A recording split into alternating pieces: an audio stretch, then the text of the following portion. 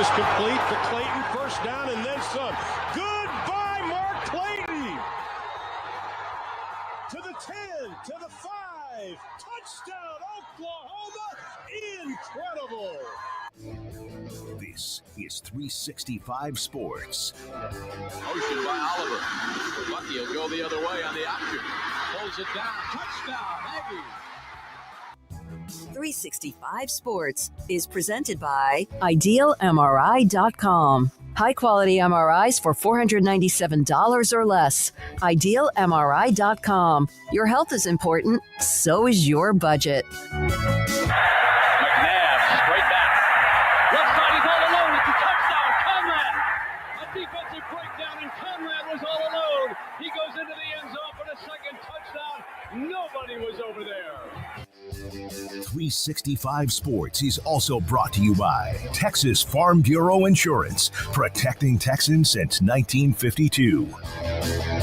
Maurice Claret is the tailback, or the single back. He's got it. He's got a touchdown. 365 Sports is turbocharged by Unite Private Networks. Find out more at uniteprivatenetworks.com. Hello, end zone. Won't catch it.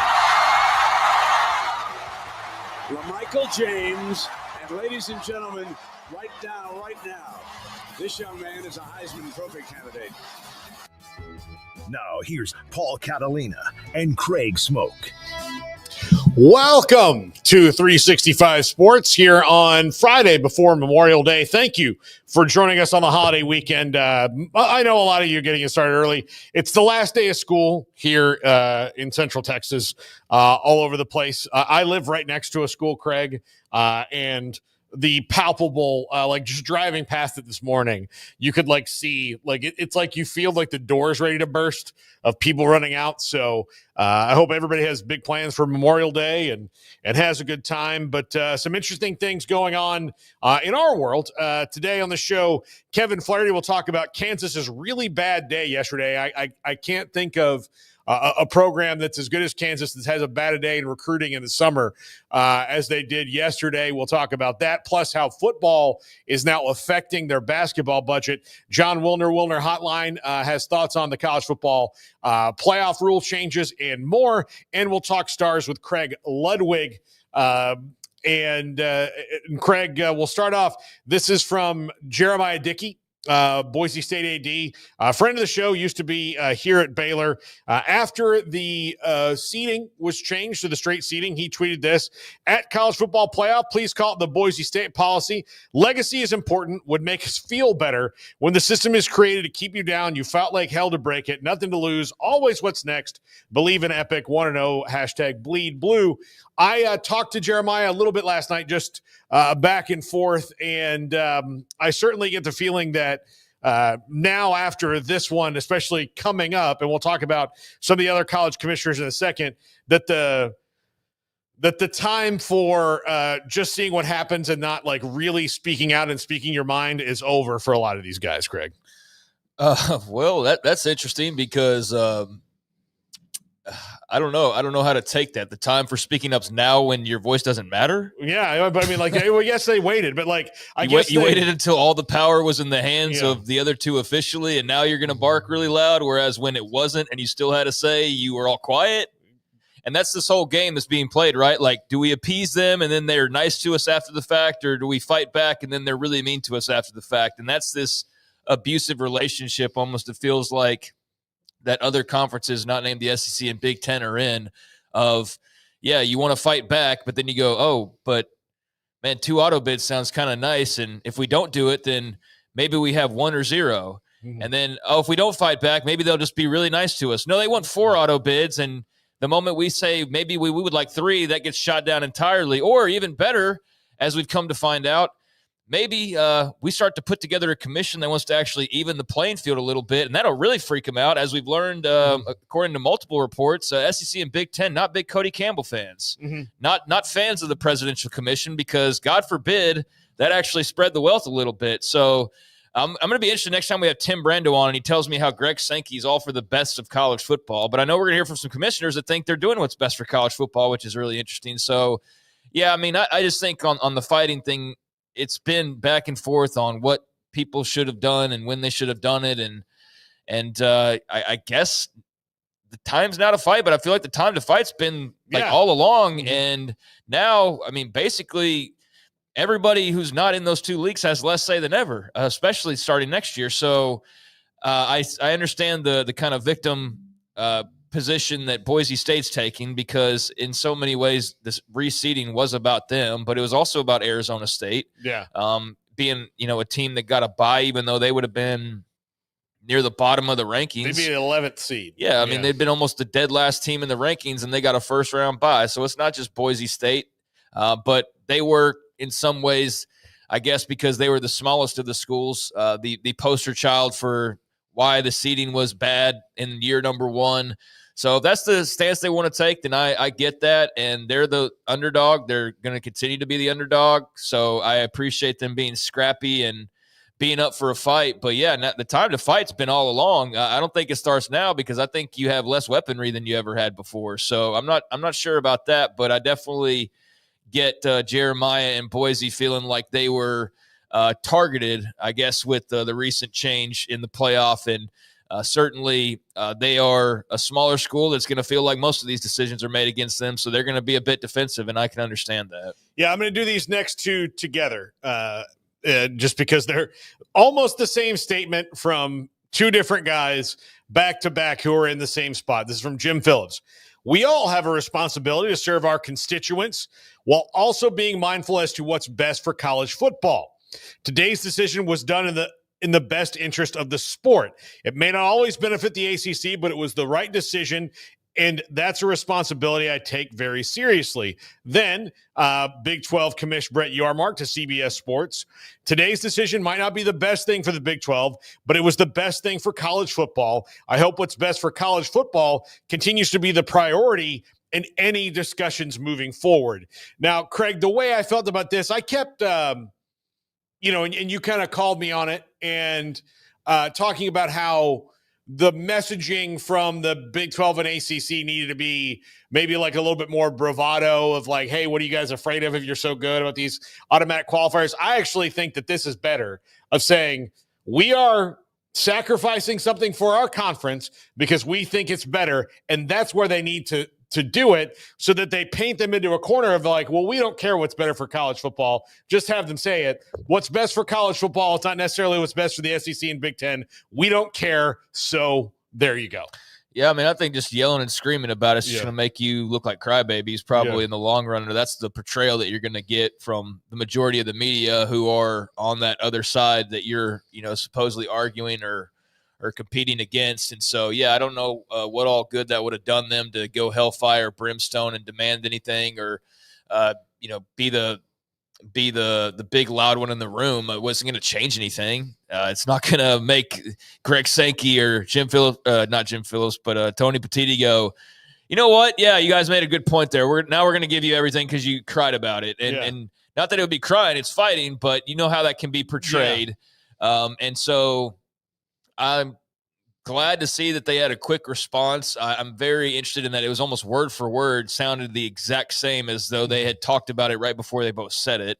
The part about best interest of the sport was something they both said, and I'm curious to flesh that out more and why they think it was best for the sport. I guess it's best because it just moves everything forward, and I think things like reseeding could be better for the sport. But that's just interesting that they both said it that way.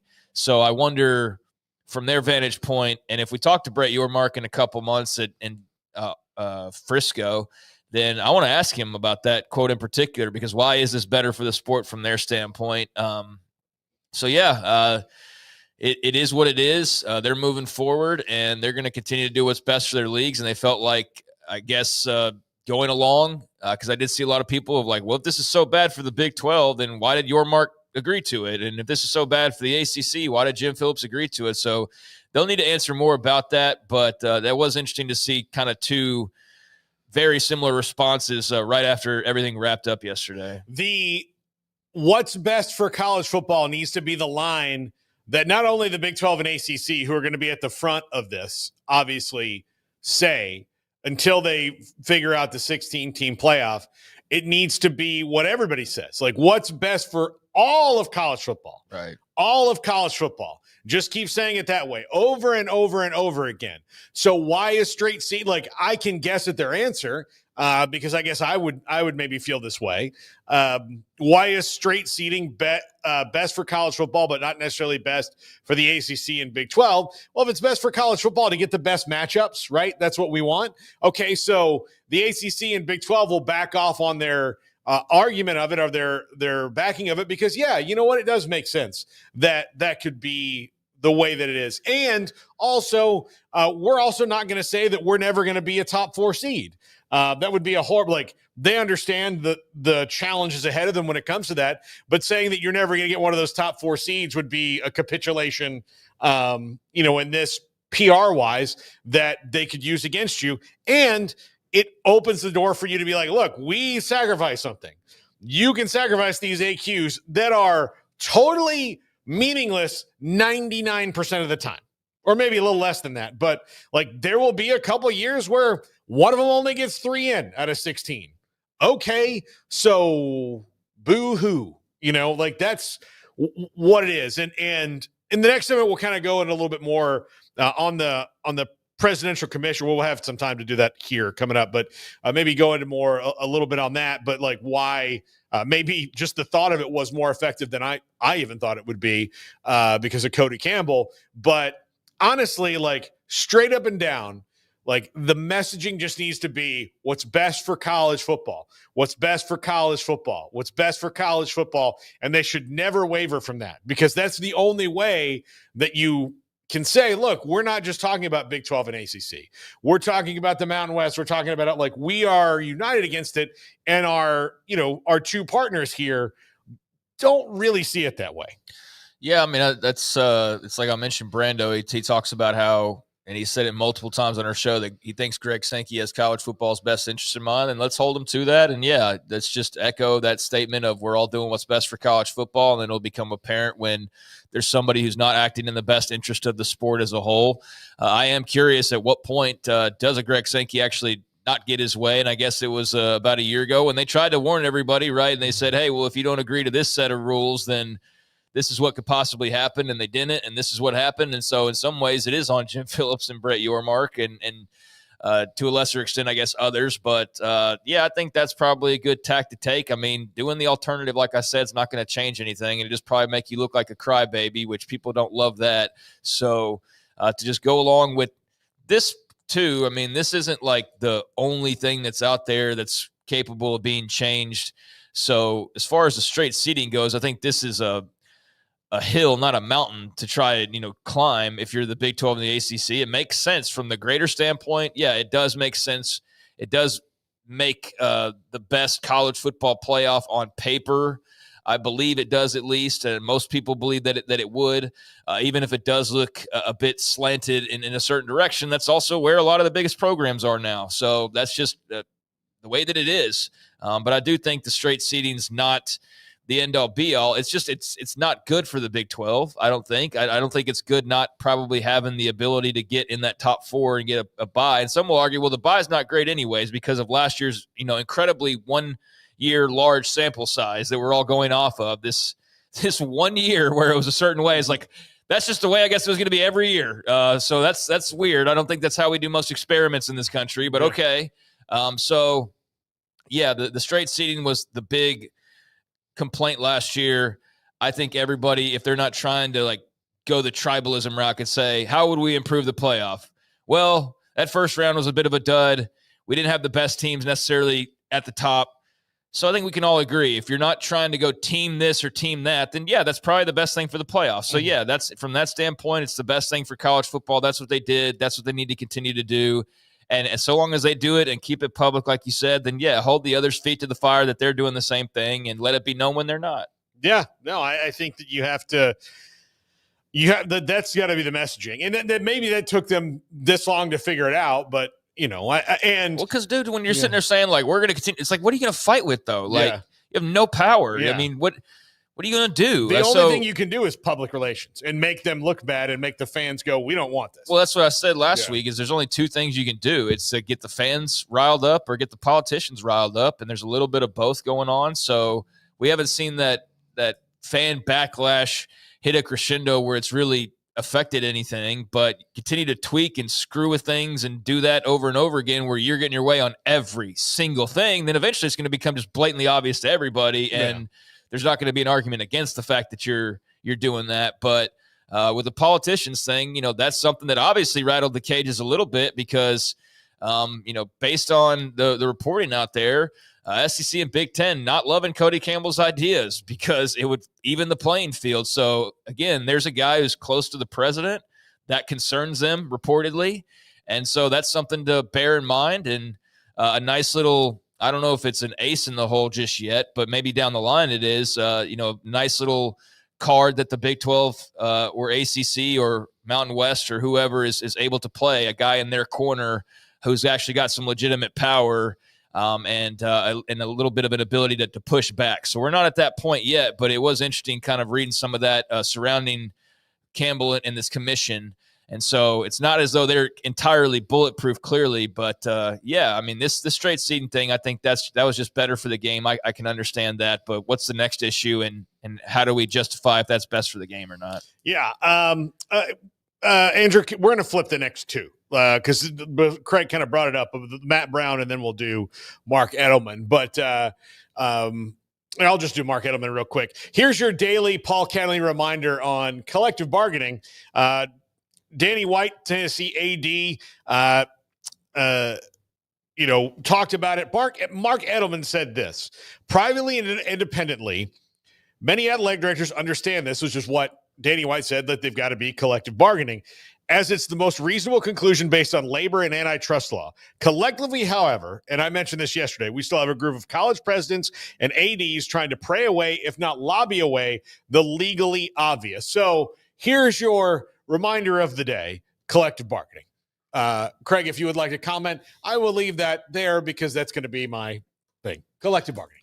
I mean, it was my thing too. I mean, we both talked about it. It's the one solution that's out there that's actually going to move everything along, but they refuse to do it. So, I mean, it's obvious. It's they're trying to pray away the legally obvious. It's obvious to everybody what the solution is, and it's obvious to everybody why it's not being pursued is because they don't want it to be the solution. They are praying or lobbying away, trying to find a different solution. And at this point, doing basically everything they can to not go that route. So whether they're eventually forced to or not, that's the easiest for people like us. Now, for the schools, it's a bit more complicated. You see why they're not just like, yeah, sure, let's do that. Well, because then that just opens the floodgates even more than they're already open. But they're pretty much propped open permanently now. So how much time do they waste? How many millions do they waste in trying to not do what the obvious fix is? And maybe when we talk to more athletic directors this summer,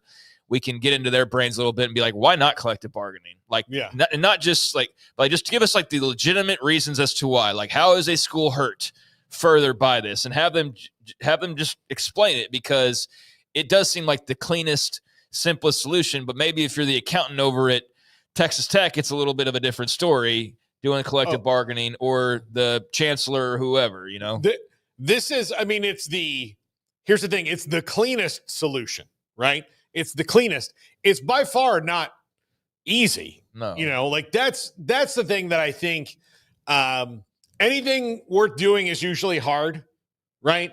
That's the cliche. And it's going to be really hard. You're going to have to really investigate how to do this. And then, there are athletes that don't want to be employees. There are that think they are. You're going to have to get a way to sell everybody on this that works and all that. That's hard. But I would venture to say that it's easier than constantly trying to battle every single, missile that fires up from the ground from all kind of different angles when you know that you have no missile defense. It's easier than putting your house together with Scotch tape and Elmer's glue and hoping it's going to hold up in an F4 tornado, which is what they've done time and time again. It's like, let's just build it back and hope this time it actually sticks, and it never does. And they always lose. And always have to find another solution. And they just, instead of going like, maybe we need to do some concrete, maybe we need some brick, they just like, nope, too expensive. Yeah. I don't want to lose any money. I'd go Scotch tape and toothpicks. Like, hopefully this works this time. And it gets blown down time and time again. But yeah, I mean, here's an athletic director who's deeply involved with this. I think just like so many other things, just people are exhausted with just the constant little what's the game? Like, what does the game look like? Who's on my team and when? Like, and when's the season start? And like all this stuff is great for content. And there's stuff about it that's very interesting. And there's stuff about it that's very much overdue, like NIL was, or the transfer portal to some extent, not what it turned into ultimately. I think it's just kind of ridiculous, but you can't restrict freedom of movement and all of those things. So that stuff makes sense and why it became, but like the college leaders themselves are the ones that are preventing it from fully moving forward. Yeah. They're the ones that keep it like 1 foot in the door and 1 foot out, and they're being pulled and they're pulling in both directions, and they just refuse to leave the house and the comfort and safety that they've known all along. And so, you're going to have to drag them out kicking and screaming, and they're holding on tight. So it's good to see somebody who's involved just walking out on the front porch and being like, yep, this is the answer, and not trying to just fight the obvious. But until they are forced to do the obvious, they are going to look for every alternative, including just praying that some lobbyist comes in and saves the day. And who's to say that won't happen? I mean, crazier things have occurred, so we'll see ultimately. But I think everybody understands what the obvious choice is. It's just not necessarily the easiest choice or the choice that they want to make. All right, let's go to Matt Brown here. Matt Brown, Extra Points, frequent guest on the show, on the presidential commission and the way that the Big Ten and SEC is worried about it. This is absolutely something the Big Ten and SEC should be worried about. If lawmakers with ties to other schools feel the Big Two are throwing their weight around too much, they could absolutely use the government to go after them. That's where I do think it's been a little bit short-sighted, or like maybe they thought it was fait accompli on the SEC and Big Ten's part, but all it takes is one really powerful person who's a big fan of, this example, Texas Tech, that, I think the initial thought was Cody Campbell and Nick Saban are going to get together, and they're, Cody Campbell's just worried about Texas Tech. Well, apparently he has a little bit of a different idealistic list of things that he would like to get done. And I'm not trying to throw Nick Saban in on this and say that he doesn't want the best for college football, but also if you listen to Nick Saban talk about the SEC, where he lives. Oh yeah. I mean, like, where he feels on that. You heard him with the playoff last year saying it was a shame that any of the three teams with 3 losses didn't get in, and how, it's so much harder. And, he was whining last year. He for sure was. I feel like if Cody Campbell was an Auburn guy, he would have a lot more respect for the committee. And I'm not trying to create things, but I do feel like that's maybe part of his like disinterest. I don't think we need a committee. I'm not trying to benefit the Big 12. I don't care about them. And he's not going to say that, obviously, but I think that's probably what he's thinking. And if Cody Campbell was from LSU, then he'd be a lot more open-eared to what was being said. And if it benefited Bama or the SEC, I feel like he'd be a lot more interested. But the fact of the matter is it doesn't really benefit them because it benefits everybody. Mm-hmm. And that's not what they're really interested in at this point. And I'm not trying to paint them out to be the boogeyman at all times, but look at all the moves being made. Like it's obvious what's going on and who's pulling strings and who's controlling everything. So I mean, it's there. It's not even a creation in my head. It's like everything is Sankey and Petiti. They're all forming the entire future of college sports. And here you have a commission who's like, hey, maybe let's bring geography back. Maybe let's bring back regionality and make it make sense that California schools aren't going to like Rutgers to play a conference game as opposed to playing the team that's like 150 miles away and in their state. Let's spread the love. And he's like, no, I don't know about this commission. This commission is, I have no idea. I have no interest in it. And it sounds like the dumbest idea ever, which is it might as well have been what he said. Yeah. Because he completely killed and took the steam or the wind out of the sails of the commission with his own quotes. Because as soon as he said what he said, then everybody's like, oh, well, this thing's DOA. This thing's not going to amount to anything.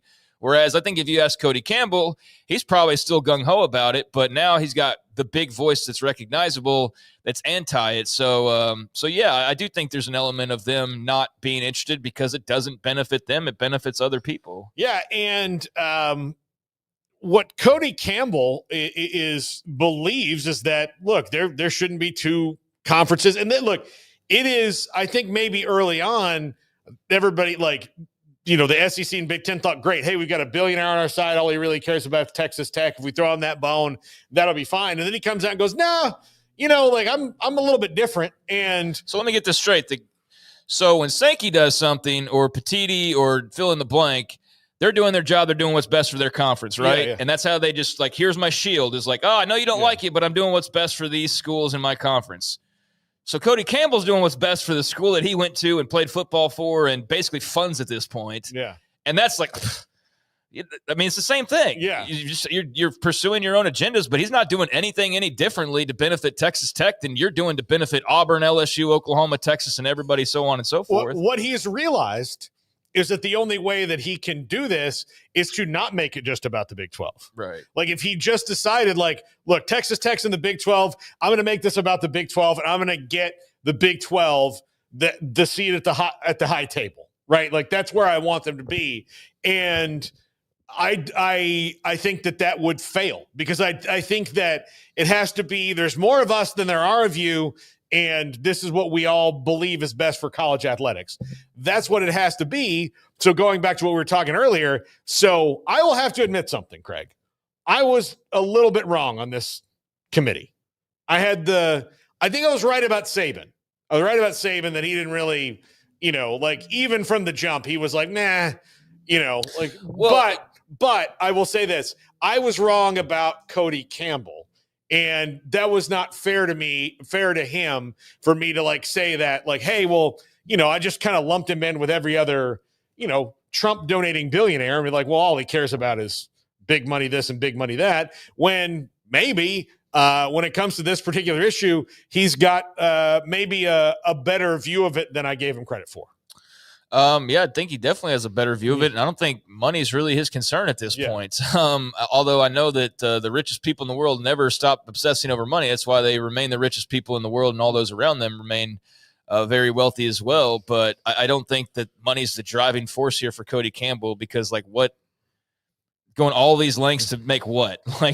Get some of your NIL money back? I mean, he has no benefit. There's no money to be made here. Well, it's all about just helping Texas Tech, who he loves. It would also make his NIL investments more worth it if everybody had an equitable seat at the table. Sure. So he is sticking up for a lot of big money people and saying, look, hey, it's not just me at Texas Tech who's funding this. There's a bunch of other people. The fans are being asked to foot the bill for NIL, right? They're being asked to, and for what? I know that the fans, foot the bill because they buy tickets in professional sports.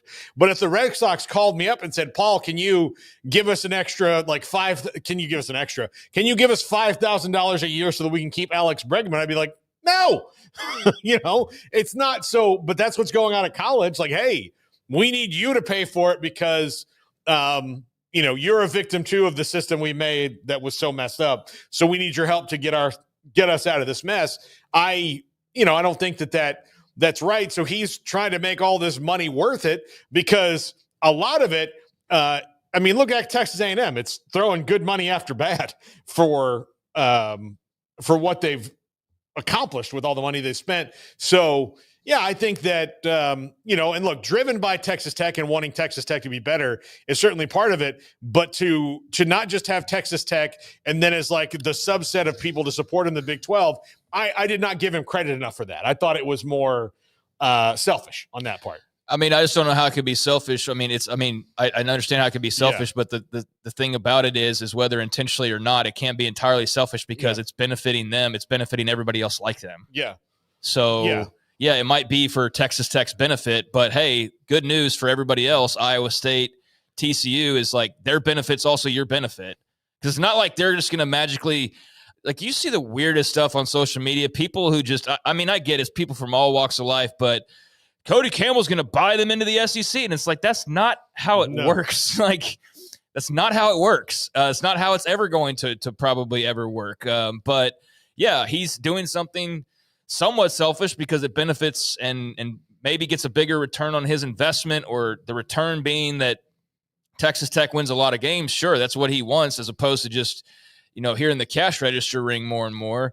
But the side effect of that is, all the schools like that, which is the majority of the schools that are out there, everybody not in two leagues also would benefit from the same thing and the same changes. So whether it started off or remains selfish or not, it is something that ultimately for the non-Big Ten and SEC schools would be for their greater good. But you can also see from the Big Ten and SEC standpoint of like why they don't want this guy who's in the president's ear and who has billions backing him.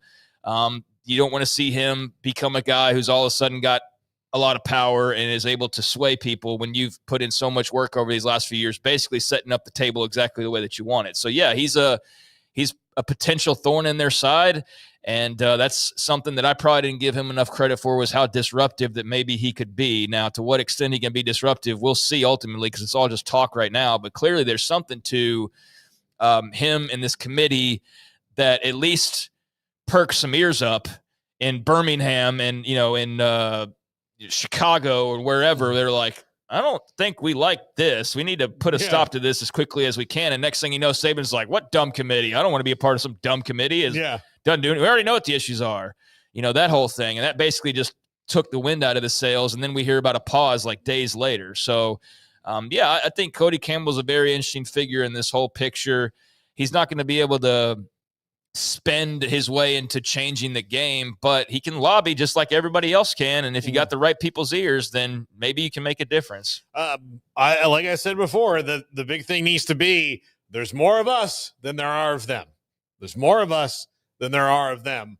Because, again, they're not going to be able to do it without some clout on the other side that can push back in lobbying financially and all these other things. And they're not going to be able to do it without a unified effort on their side, PR-wise. You see, let's go. They don't like it, and they just need to break away. Like, okay, go do that then. Why haven't you already? Yeah. Because, there's a lot of complications. There's a lot of hurdles and obstacles to being able to do that. You don't just go, you know what, we're starting a new league. All right.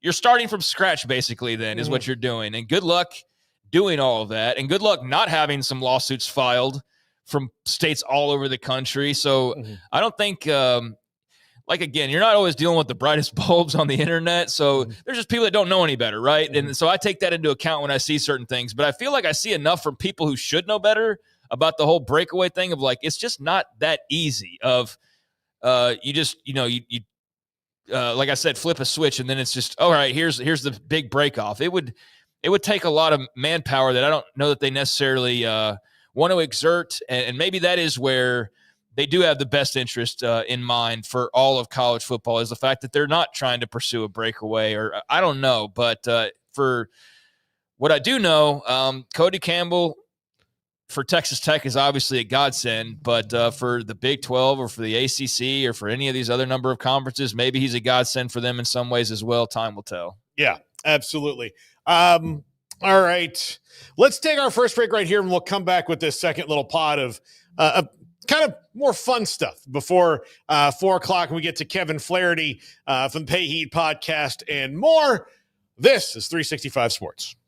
With Employee Pricing Plus at Allen Samuels in Waco. Drive home a new Chrysler Dodge Jeep or Ram with smoking hot deals that slay the competition. Only at Allen Samuels. You're going to love it here. Come by. Let's be friends. I'll never get used to this.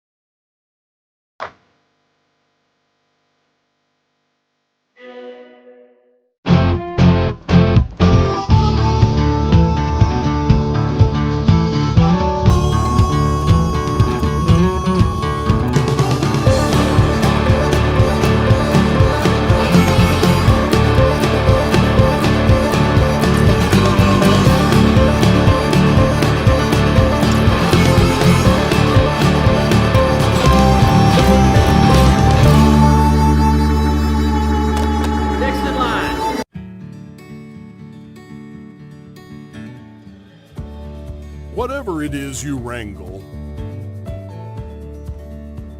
whatever seeds you sow,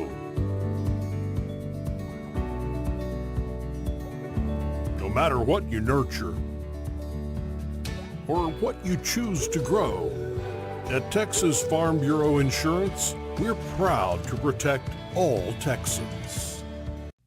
Developed by Startup Waco, a nonprofit organization, GXG is a program designed to support the entrepreneurial development of Baylor University student athletes through NIL activations. The program helps student athletes maximize their platforms and offers a comprehensive support system for them to create and grow new businesses that not only benefit themselves, but also uplift the local economy.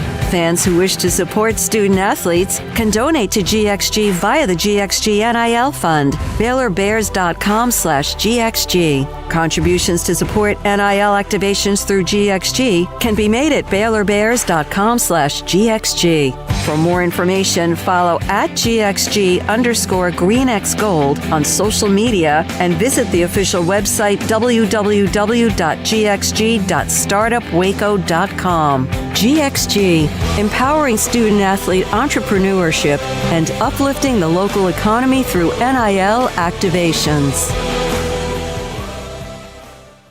The Jeep Celebration event is on at Allen Samuels. Get the luxurious 2024 Jeep Grand Wagoneer with a huge $13,000 dealer discount plus 0% financing. Big savings, legendary Jeeps at Allen Samuels in Waco. Come by. Let's be friends. This is 365 Sports. The 3 o'clock hour is sponsored by Waco Custom Marketplace. Meats, sweets, Texas treats, and a cut above the rest. 425 Lake Air Drive, Waco. Welcome back. 365 Sports. Paul Kedley and Craig Smoke. Smokey has the day off today. And Craig, we'll start off this segment with Oklahoma announcing that they're going to lay off 5% of the athletic staff amid looming athlete revenue sharing demands. This will save about $2 million, and AD Joe Castiglione will have his salary adjusted as well. This is in anticipation of the House settlement, so you'll see this all over the place. So Texas A&M did it preemptively when Trev Alberts got there, but we're going to see a lot of stories like this, and I hate it for the people who are going to lose their jobs. But I'm curious because the money's got to come from somewhere, and I think you'll see them clear out some redundancies or what they'll call redundancies all over the place. But still sucks that people are losing their jobs.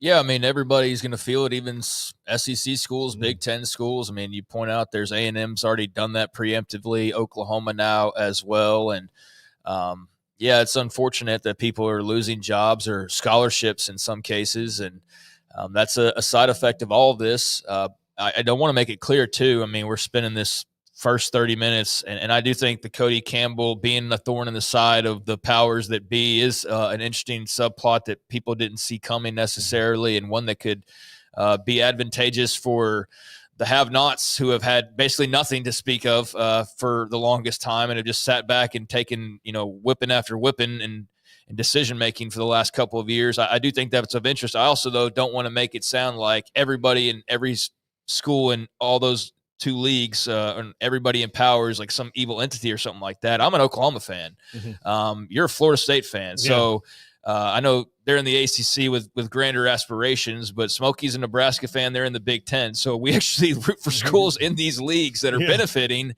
And I'm not anti all this. The constant disruption and the tweaks is what I'm just kind of fed up with at this point. Is like, just get to a moment where it's all it's just settled in. And that's easier said than done, obviously. But yeah, there's still some negatives to this for the schools in those leagues as well, and for every school in America, they're facing cuts of some sort or just changing the way they do things. And yeah, that's just collateral damage from a reckoning that was a long time coming. And I hate that for those people, especially as we're celebrating a holiday weekend, right? And there's people that have just lost their jobs up in Norman. So yeah, that sucks. But this is also, again, just part of the collateral damage. I'll go back to that phrase, the collateral damage of the decisions that were made. So that's what it is, unfortunately. Yeah, very much so.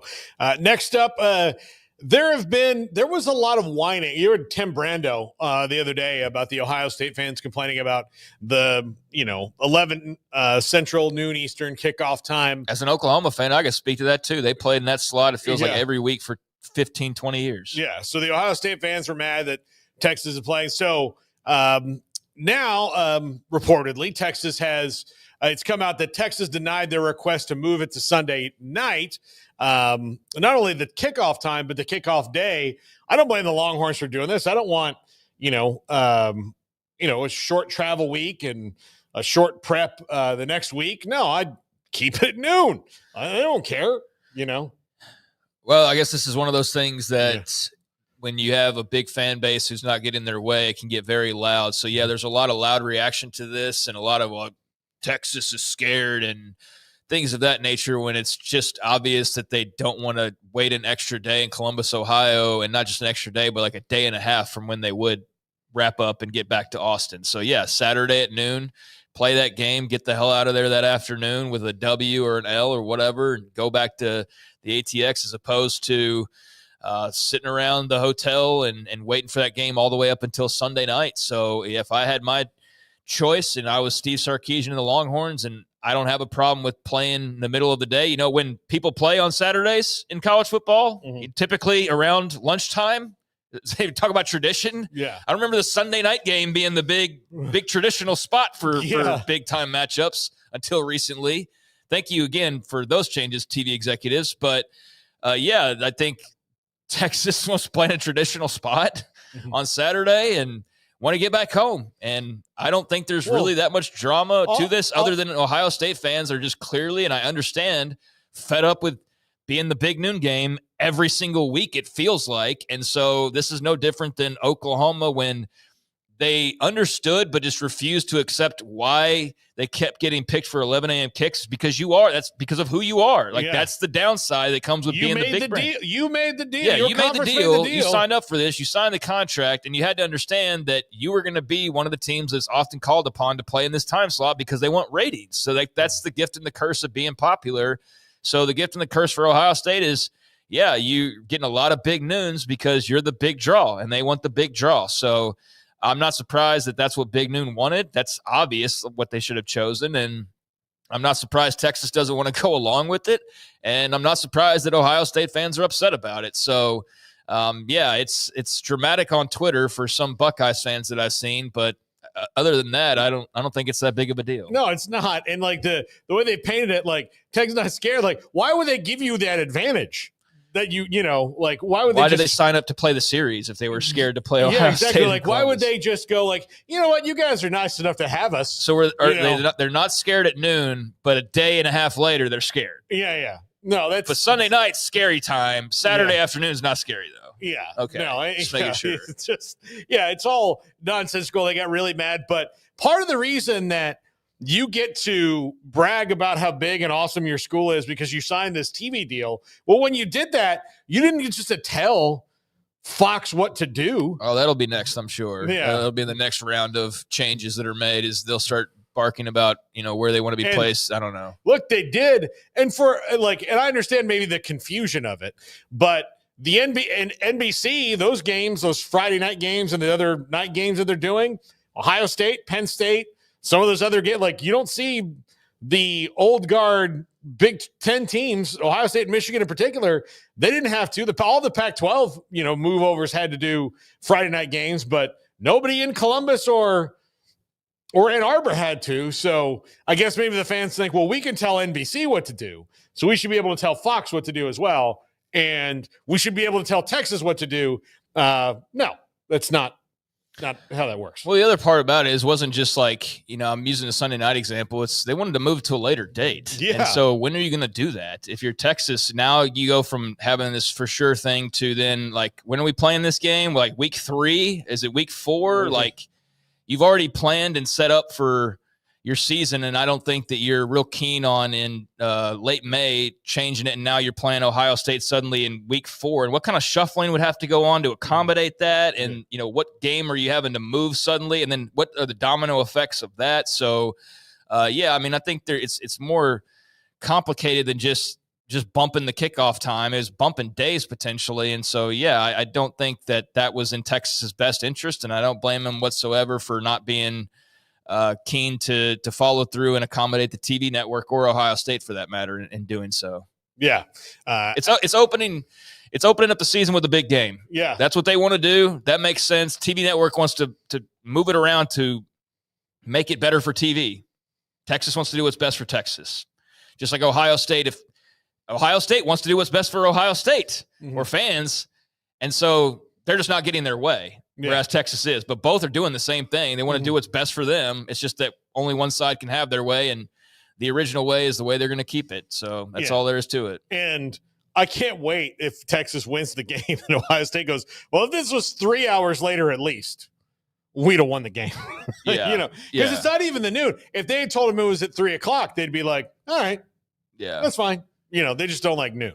They want to play on a Saturday, play at noon. Don't want to play on a Sunday night and wait around like we said. So, yeah, it's I guess maybe it wouldn't have been moved outside of kickoff time, but just the idea of shuffling around the game, even if it's just a day later, is just, it's just dumb. Don't want to do it. All right. I saw these couple interesting tweets. SEC Mike was putting them up. We had him on the show a couple weeks ago about it was just anonymous coaches kind of reviewing each other in the Athlon Sports college football preview. And this is what an anonymous coach said about Ole Miss and Lane Kiffin. The first program in the league that went all in on portal players to take them to a playoff bid went bust. The loss at Florida last year is an example of why Lane Kiffin isn't considered an elite coach. Look, I think Lane Kiffin is going to break through eventually. The question I have about it is, there's just some programs that don't have that edge. And if he can get them close enough, does he jump somewhere else? We always thought that he might. And he's in the SEC right now and has no reason to do that. But, there's only, one job he reasonably probably couldn't have, and that would be Tennessee because, of the history that they had there. But, you're telling me that if Florida came open again, that he may not want to jump at that one, those kind of things because of the history better. I get why he's not considered an elite coach. I think he's a very good coach, but you only get to be elite when you win conference titles and national titles. He hasn't done that yet, but I do think that I don't know if this is shade or whatever. Craig, your thoughts on this anonymous coach's assessment? I don't know. I think throwing shade like that anonymously is kind of whatever to begin with. So that dude's anonymously talking a big game. Mm-hmm. It'd be a lot more interesting if it was like Mississippi State head coach Jeff Levy or something. I mean, that'd be more interesting to read that quote. I don't know. I think Lane Kiffin's story is far from finished. I don't necessarily find the stuff, sometimes the extracurricular stuff with Lane Kiffin. Like, I'm not entertained by that, probably the way an Ole Miss fan or just people maybe in that part of the country are.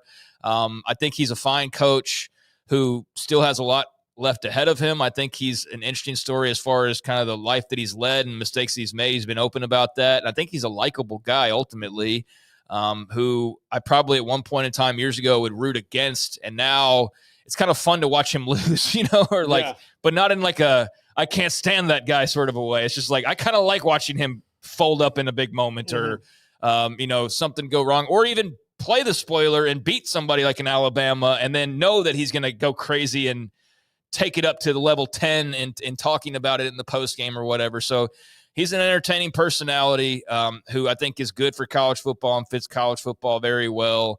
I think it's TBD on the portal strategy and, his overall career. But I can understand the sentiment to a degree. I just think it's way too soon to say that their strategy is, a bust strategy. Might not have worked last year. Mm-hmm. It didn't.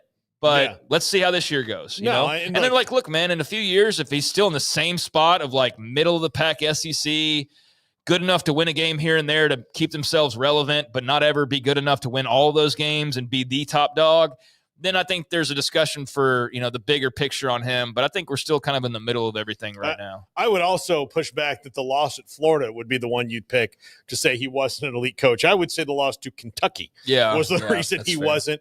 And look, because Florida when he lost to Florida, they had DJ Lagway. I mean, like that was on the way up. Like they lost to Kentucky, a team that didn't make a bowl.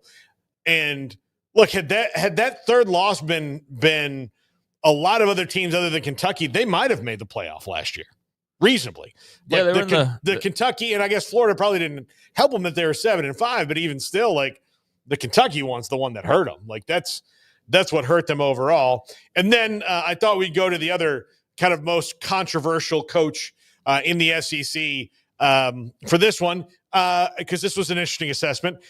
So if he had made the playoff last year, like the 12th spot, which is what they were one spot away from when all was said and done, his strategy would not have been a bust? No, look. So finishing one spot out of it, like, oh, it's a bust. Like, that's just too soon to say that. I think his strategy was right with Jackson Dart, who's a really good quarterback, and the wide receivers that he had coming back, and then he added one in Juice Wells with going and getting Princely Uman-Milan and Walter Nolan that every other school wanted to get them both at the same time on the same roster. I think all that worked out, but you shouldn't have lost to Kentucky or Florida. You shouldn't have lost those games. You lost too many games. That's in-game stuff. That wasn't about talent. Like that wasn't about the fact that the talent wasn't good enough, because they beat plenty of good teams, along the way. That wasn't about talent. That was just about those particular games. So if you want to say that maybe he's not an elite X and O in-game strategist yet, okay, I'll buy that one. But I think as a roster builder, he's probably a little bit in the way that he recruits. He recruits JUCOs better than anybody else does, right? Like everybody else forgot about it. He'll go get the best JUCO guys for depth. I think that's really smart. He recruits high school pretty well, and he's one of the portal kings. So, I mean, I think he's taken a globalistic look to building the roster faster than a lot of people have, and he doesn't have the built-in recruiting advantages at Ole Miss that they do at, say, Alabama or even Auburn. From years of glory on the field. Ole Miss gets maybe a little bit more shine than some of the others, but they're not that far ahead of Mississippi State and Vanderbilt and South Carolina when it comes to SEC glory, in their history. Yeah, there's a 16-team playoff coming, so I think they'll probably make that more often than not. Yeah, absolutely. And then on Hugh Freeze, they finally have a QB who fits Freeze's system, and their portal work has been impressive. This is his most complete roster yet. That is true. But the quarterback who fits his system was, Craig, how would you assess Jackson Arnold a year ago? Knowing it wasn't all his fault. Very much a guy who's learning how to play college football and not anywhere close to being a star at this very moment, and a guy who needs to play a lot more and improve a lot to be anywhere near what his ranking said that he was, and for him to fill in the shoes of the expectations that were put out there when he first entered college. I think he's a far way away from that. I think he's still a guy who has talent, though, and maybe with the right coach and the right team in the right spot, which was clearly not Brent Venables and Oklahoma, that he could flourish and become that player that people think he can become. So I'm not writing him off entirely yet. There's a lot to not like about last year, about Oklahoma in general, and so a lot of that was Jackson Arnold, but it wasn't all of it. So yeah, I'm open-minded to what he can do. I don't love Hugh Freeze. I don't even like Hugh Freeze necessarily, but I do think he's a good coach, and we'll see if it works. And if it doesn't, then I think that's really bad news for Hugh Freeze, and I think that's really bad news for Jackson Arnold. Yeah. So this is a big year for the Tigers. Yeah, they've had to push a lot of chips into the middle. The fan base is famously impatient, but I think anybody would be, especially with a coach with the bravado of Hugh Freeze coming in, kind of telling you like, hey, you finally brought in the guy who can fix it. And so far, he ain't made a bowl game. He reminds me of what's that Chrisley show? The father, like that's Chrisley Knows Best. Yeah, he reminds me of Chrisley Knows Best guy. Doesn't he kind of look? Yeah, he does. Kind of. Yeah. He's in jail. He has far less plastic surgery, and he's not in jail like the Chrisley guy is. Yeah.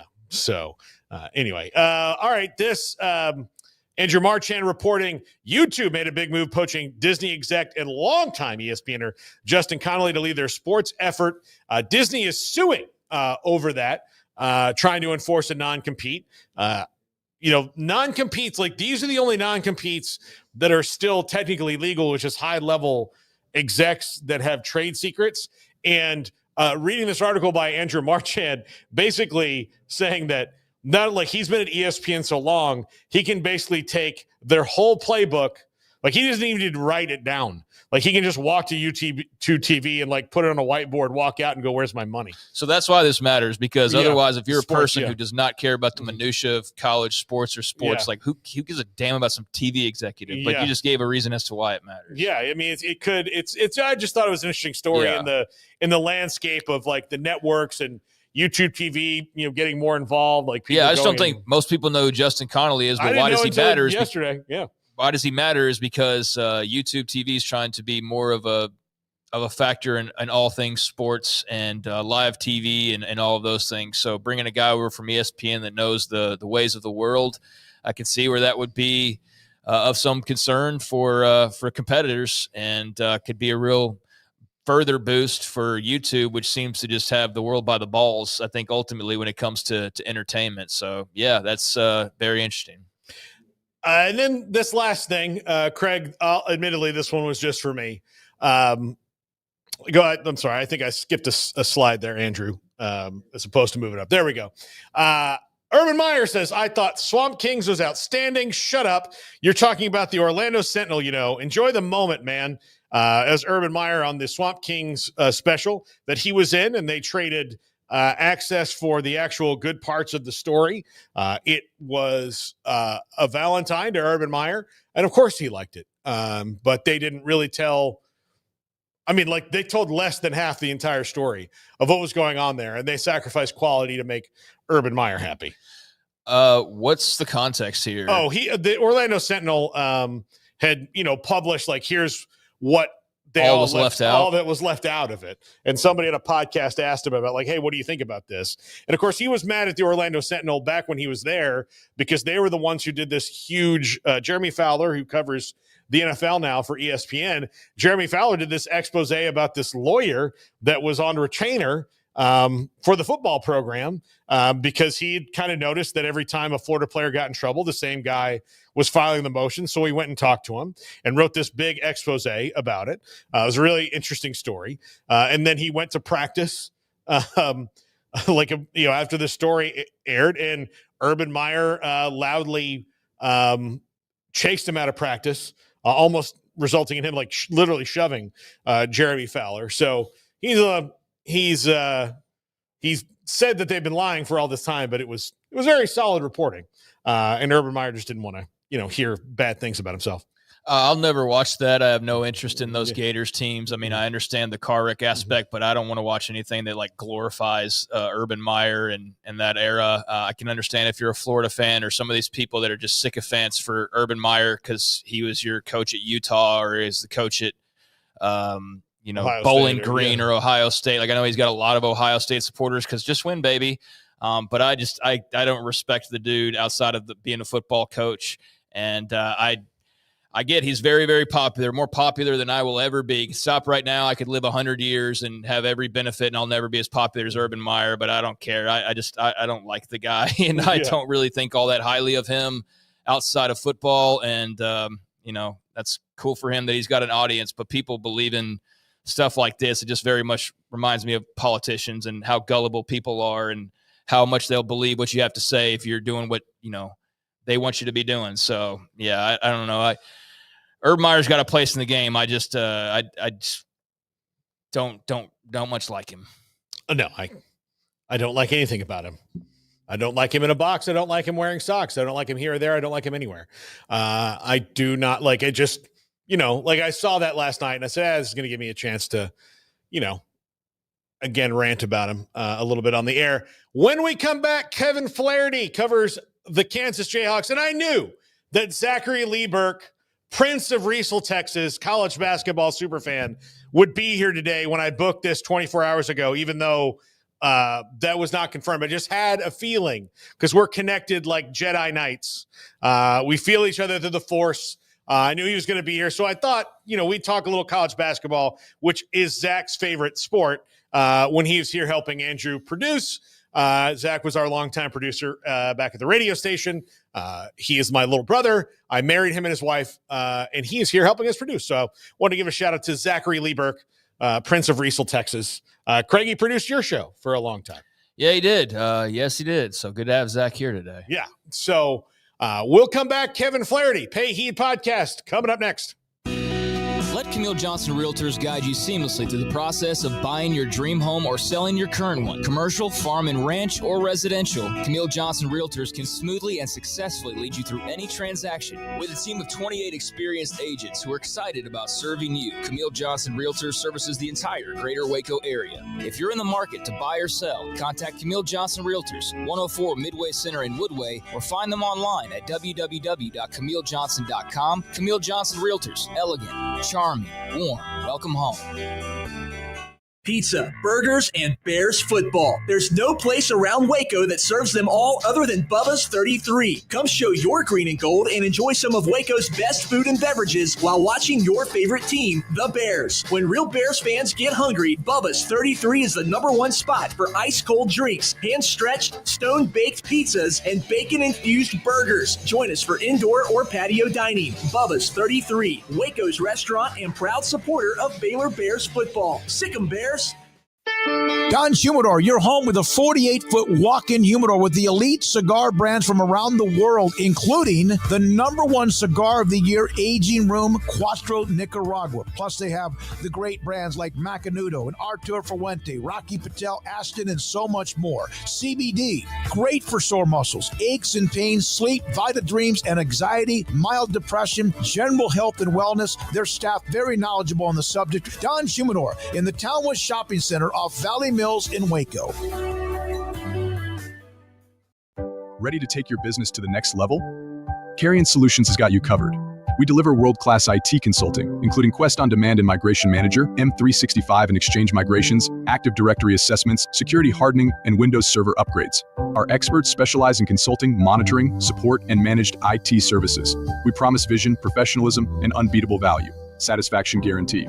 If you're not happy, we make it right. Remember the name Carrion Solutions. For more info, email sales@carrionsolutions.com or visit carrionsolutions.com. That's CARRION solutions.com. Carrion Solutions, IT success guaranteed.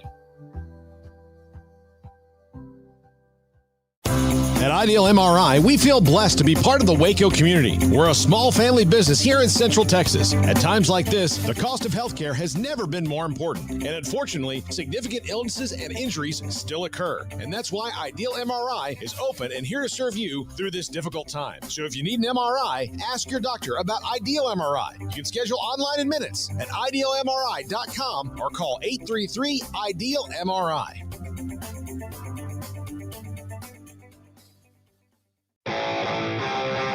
This is 365 Sports. Text us at 254-339-1122. The text line is sponsored by Riverbend Liquor and Wine, with the most extensive variety of craft beer in Waco. A hidden gem on Lakeshore Drive and 19th Street. Welcome back, 365 Sports. Paul Catalina, Craig Smoke, Andrew Verladen, Zach Burke producing today. And Kevin Flaherty of the Pay Heed Podcast joins us now. Kevin, I text you randomly to get KU information because it gets me in good with my in-laws. But this was an eventful week for Kansas. One, they officially announced the hiring of Jacques Vaughn, and we'll talk about that towards the end. The bigger thing is we'll start with the bad news first. I don't know if they've been leveled in recruiting like they were yesterday with Dame Sarr and Darian Williams both deciding not to go there in the same day, maybe in Bill Self's tenure. Am I wrong? No, it would be hard to find, I think, an example of certainly multiple guys at the same time. You know, there have been recruitments that Kansas has lost in the past. I think one of the more public ones where it felt like Kansas had everything wrapped up was DeAndre Ayton before he wound up going to Arizona. But I can't think of sort of a 24 hours like we saw yesterday when you look at Dame Sarr, who's a guy that they had a commitment from, really, and then a spot opened up at Duke, and before the I's could get dotted and the T's could get crossed, wound up going on the Duke visit. I think the second people saw that he was going to Duke, people felt like it was trending that way. And then Darian Williams was sort of the, you know, if you guys are Star Wars fans, it was a little bit of the New Hope thing where you have where you have R2D2 playing the video of "Help us, Darian Williams" type of deal, especially with Deme Sarr trending that way. And so for Kansas to get outbid for Darian Williams too, I think took some people by surprise, because I'm not saying there aren't other reasons to go to NC State. I think Will Wade's a really exciting coach to play for. It's a program that has some history, has a national title, obviously, but I think that in addition to that, the fact was that Kansas didn't compete on a dollars and cents standpoint with its final offer with what NC State was offering. How much of what happened has to do with they neglected football for a very long time at Kansas? Like, there's no other way to say it. Like, it wasn't that they were trying equally hard as they were for basketball, and it just wasn't working out for them. They were, it was all in on basketball, and football was kind of just there. Is the new stadium, all the improvements, all those things, has that hurt the pool of funds available for Kansas basketball? Absolutely. I'm not sure I've heard two words more often in the last 3 months than donor fatigue.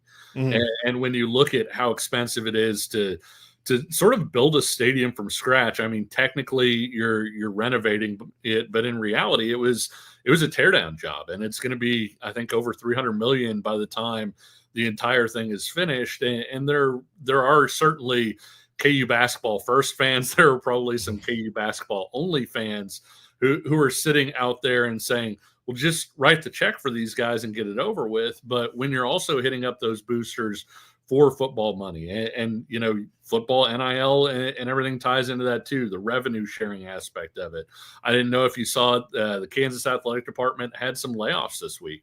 Oklahoma's going through layoffs with revenue sharing coming. And so it's kind of a new reality. But yeah, the running joke with Kansas's Memorial Stadium, for as long as I can remember, it's a World War I Memorial Stadium, and it looked like nobody had touched it since World War I. And I think all of these things are certainly must do, and there are probably about 10 or 15 different people that you could blame if you wanted to go that route. Certainly, you're coming off the Orange Bowl season. You maybe have some momentum with donors. Construction costs aren't anything like what they are now. And they decided to try and build some sort of suites and get people for long-term projects and things like that, rather than just say, hey, you know what, let's take on the stadium full bore. Then all of a sudden you find yourself in the worst decade in your football program's history. And so trying to hit up donors and sort of rattle the change jar a little bit when you're out there going through some seasons where you're not winning any games, that's a difficult ask too. And then COVID happens. Kansas starts to turn the program around. Travis Goff rightly sees, hey, this has got to get done. And there is some energy here. But at this point, the costs are so high to do all of that I do think that it stretches a lot of pockets then. And it's tough for Kansas to have the sort of money to devote to basketball that it would normally have. But you guys know it. And this is a really long answer, but you guys know realignment's not done. You guys cover college sports probably better than anybody. And I really think that if Kansas wants to not be Washington State when that next round of realignment comes, the football stadium is maybe taking on even more importance than before. Yeah. And look, there's that's just, I guess the positive for the basketball only people and basketball first would be, well, the stadium's, once it's built, like then they can start, like clearing that up, and the donor fatigue only lasts as long as another rough season for basketball. Then some of those wealthy people might be like, I can't take this anymore. But with Darren Peterson coming in, the number one player in the country, a guy that is very possibly the first pick in the draft next year, based on a set, like it's him and AJ DeBanza, right now, that are kind of vying for that as the, presumptive number one. And to pair somebody with them, where do they go from here? Because if you look at the portal and what's available, as far as, plus guys like Darian Williams, it's PJ Haggerty, RJ Lewis, Jameer Watkins, and then a very long drop-off in the rankings to guys like Desmond Claude or Zeke Mayo, who was already there, and I don't think is coming back. But Again, they need scores. They need somebody down low to replace KJ Adams. They don't have any of that. What do you think they do? And does it also involve international prospects? I think you just hit the nail on the head. I think it's got to be international prospects. Yeah, there's potentially a Hail Mary that you could throw with maybe a class of 2026 guy and get him to reclassify. That's certainly happened in the past. But I think the best targets right now are international guys. And if you lost a bidding war for Darian Williams, I don't know that you're going to have the money to go win a recruitment like PJ Haggerty at this point. And so I do think that the international players, a guy like Neo Avdilas, the Greek guard, is somebody that kind of jumps out to me as a possibility out there. Kansas had a Johnny Furphy really late a few years ago from Australia. I think he was an August ad. And so there are some guys out there, but the sort of the period of going through and feeling like, hey, you're going to land one of the top, plug and play players in college basketball, I'm not sure those guys are out there. And the ones that are, I'm not sure within Kansas's reach. When you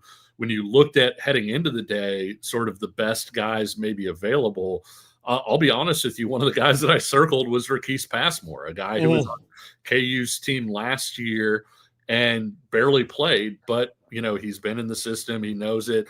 That would be a guy that you would be looking at, except he just chose Maryland today. So even then, when you start looking down the list, that list has gotten really short in terms of returning college basketball players. How much of maybe like the guys like Passmore and Zeke Mayo, whose dream his whole life was to play for Kansas, he's from Lawrence, going, had to do with the absolute chemistry bomb that hit them last year, where it got so bad that Bill Self, who normally would never admit that, would keep it in the team and deal with it. That's probably not the first time it's happened, but it's the worst time that it's happened. Actually had to admit that, like, hey, this road trip was the worst thing for us. I thought it would help us. And then it's like, look, there's no chemistry on this team at all. And they're having to build that from scratch too. Yeah, I think the funny thing is I think Zeke would come back. He's one of those entrants into the portal who don't have eligibility anymore. Okay. And so I know a lot of agents and attorneys were basically telling guys, hey, when you're applying for your fifth year, go into the portal. And the reason why they were saying that was, if you get your fifth year and you want to come back to Kansas, but Kansas already filled out its roster not thinking you were going to get his fifth year, you're in a bad spot. And so going ahead and entering the portal was part of that. I think Kansas would certainly welcome Zeke Mayo back at this point. But I do think you make a good point. I think the chemistry was way off on last year's team. I think it was off personally. I think it was off from a role standpoint. There were still guys, in late February, early March, who felt like there was some confusion in terms of, hey, how much am I going to play? What is my role going to be today? And that's not typically something you see with a Bill Self type team. And it's kind of interesting. I did an interview with Eric Musselman once and was talking to him about how he always used to load up on like 13 transfer guys that could play. And I say, come on now, coach, like, when you get to March, you're playing 6 guys, maybe 7 max. I said, how do you keep the other 6 guys in check? And he said, winning. He said, when you're winning, everybody kind of tends to put things in their back pocket and, hey, I may not be getting enough playing time, but we're winning, so I'll keep going along with what I'm doing. The issue is when you're not winning, all of a sudden, hey, that number 8 guy, that number 9 guy, the number 10 guy, they're looking at it and they're saying, well, I'm not playing, and what they are doing isn't working. And so I think between all of those different factors, it was certainly one of the rockiest years in Bill Self's tenure. It's crazy that they won, 20-plus games, went to the NCAA tournament, because you've had, Duke miss an NCAA tournament. You've had Carolina miss NCAA tournaments recently, Kentucky. Kansas hasn't missed since '89. And I think even with that said, there are some Kansas fans who have felt like the last 2 years have sort of been a disaster. Yeah, I live with one of them. But I guess the positive. I mean, like we've talked about the positive news. I'm very intrigued by the Jacques Vaughn hire. Yeah. In that this is a guy with NBA head coaching experience.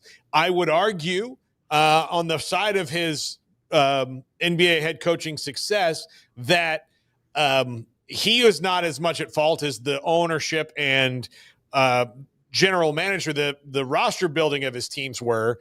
And he had in Brooklyn, he had a really difficult chemistry thing to have to really put together with the guys, KD and Kyrie and all that was going on then, and the big push that they were making under that ownership group. That wasn't really about basketball. It was more about like, let's just get all these famous basketball players in and see if it works. And it didn't. So, I mean, I know there's a lot of coach in waiting thoughts maybe about him, but from the modern roster building, coaching, recruiting standpoint, is he more of a fit than other guys they could have gotten? I think so. And I think one of the things that a lot of people are excited about is the fact that he's a Jayhawk, but he's not a Bill Self Jayhawk. And what I mean by that is obviously he played for Roy Williams, but I think there's a little bit of a feeling among the fan base that Bill Self sort of runs that program with an iron fist, and certainly he's earned that right, correct? I mean, winning multiple national titles, being as ridiculously consistent as he has been, but that it's tough to maybe get some new ideas into the room and get somebody that you can be reasonably certain isn't going to just fall into that autonomy. And I think Jacques Vaughn's resume, the fact that he has been an NBA head coach, the fact that while he's a KU guy, he hasn't ever worked under Bill Self. He didn't play under Bill Self. And so you don't have maybe some of those same concerns. And I'm not saying Self wouldn't listen to Jacques Vaughn anyway, but I do think that background is certainly a positive. As far as recruiting, I mean, you guys know, I mean, kids don't remember what happened 5 years ago, much less what happened when Jacques Vaughn was playing at KU, when I was a kid. Where Jacques Vaughn will probably be very popular is with in-state parents if Kansas winds up recruiting anybody from the state of Kansas. But I think your overall point about the X's and O's, the relationship building that he does, I think is seen as a really strong aspect of it. Kansas, I feel like the last couple of years, the offense has been a little bit of a dinosaur, maybe. And I don't necessarily blame Bill Self for it as much as, hey, when you've got a 4 and a 5 and neither guy is really a shooter at that point, and then you have DeJuan Harris, a guy who's an unwilling shooter, there's only so much you can do, right? It's kind of like playing football and your cornerback runs 4.8. You can't stick that guy out there on Tyquan Thornton and be okay. And so I think that I'll be interested to see what the offense looks like this year. 2 years ago, or I guess 3 years ago, technically, Kansas won the conference with KJ Adams as center, and I actually thought that was the most NBA-like that Kansas's offense has been, because they went to a lot of pick and roll stuff. They ran the short roll stuff with KJ Adams, and so they really adapted to their personnel. Well, now you have an NBA lead guard in Darren Peterson. You've got an NBA assistant coach who was an NBA head coach. I'm interested to see what they're able to do to kind of open things up and maybe get that offense operating at a more modern level, because I think Bill Self is capable of it, and certainly Jacques Vaughn's been in the NBA where they've been running more modern stuff. All right, Kevin, a couple of football questions. I saw they picked up a running back commit that was very high on the list, a 4-star guy by most of the services today. And do you feel that this season, like if you took the last 2 years and cut them in half and took the back half of 24 and the first half of 23, you've got a perfect Kansas, not a perfect, but maybe the ideal Big 12 football season. Can they put those two halves together? I think so. I think that this is a team that, especially, I hate to mention the schedule, because last year all the talk was, man, Kansas has the easiest schedule. They're a Big 12 dark horse. And it turns out that they played all the top Big 12 teams. They just weren't who we thought they were, right? Oh, man, you avoid Arizona and you avoid Utah and you avoid Oklahoma State. Well, that didn't help. and you know, playing BYU and playing Arizona State in Tempe and things like that, they added up to a really tough schedule. I do think the schedule looks manageable where it is right now. Of course, we are in the Big 12, and those things can change really, really quickly.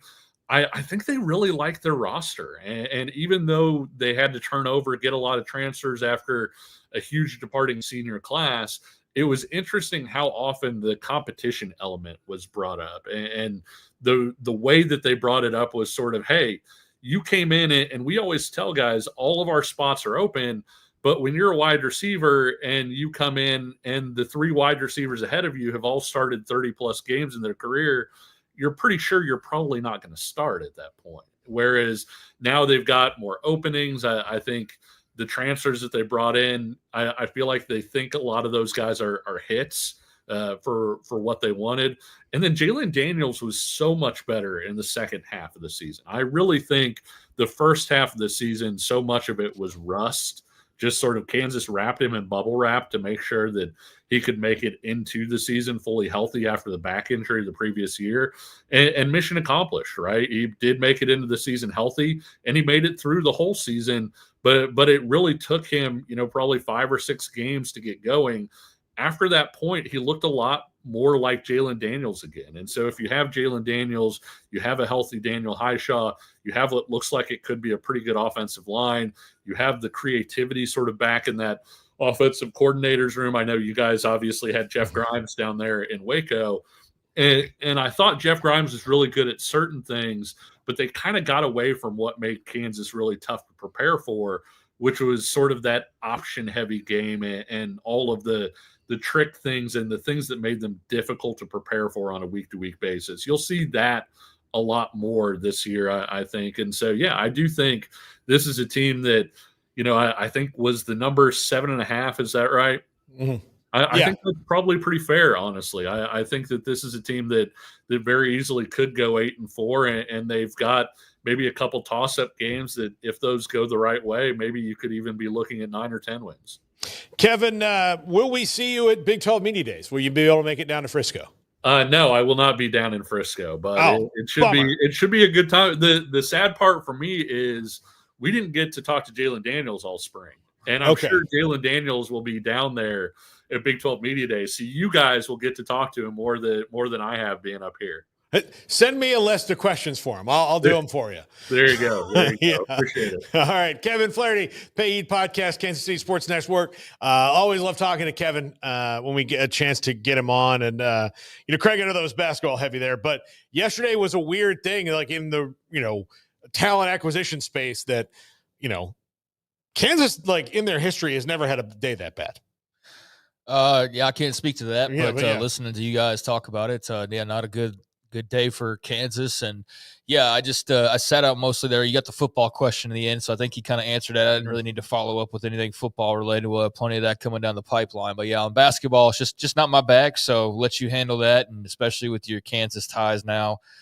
Certainly got some skin in the game there, so good stuff as always from him. And Bill Self, I'm not going to shed a tear. I'm sorry. I'm not going to feel too bad for you, but I'm sure they'll be okay in the long run, although there's just enough interesting clouds sort of rolling into the area right now where you're just like, wind's picking up a little bit and it's getting a little dark outside. And I don't quite know what the future holds in the forecast for Bill Self, because it's a little stormier than it usually is right now. Well, I don't think if you told me he's not coaching in 1 to 3 years, I'd believe you. I mean, I don't think that's something that would be just completely out of the question for sure. So, good stuff from Kevin there. And Kansas this offseason, we'll continue to track that, obviously. I do have something different to throw your way, though. Okay.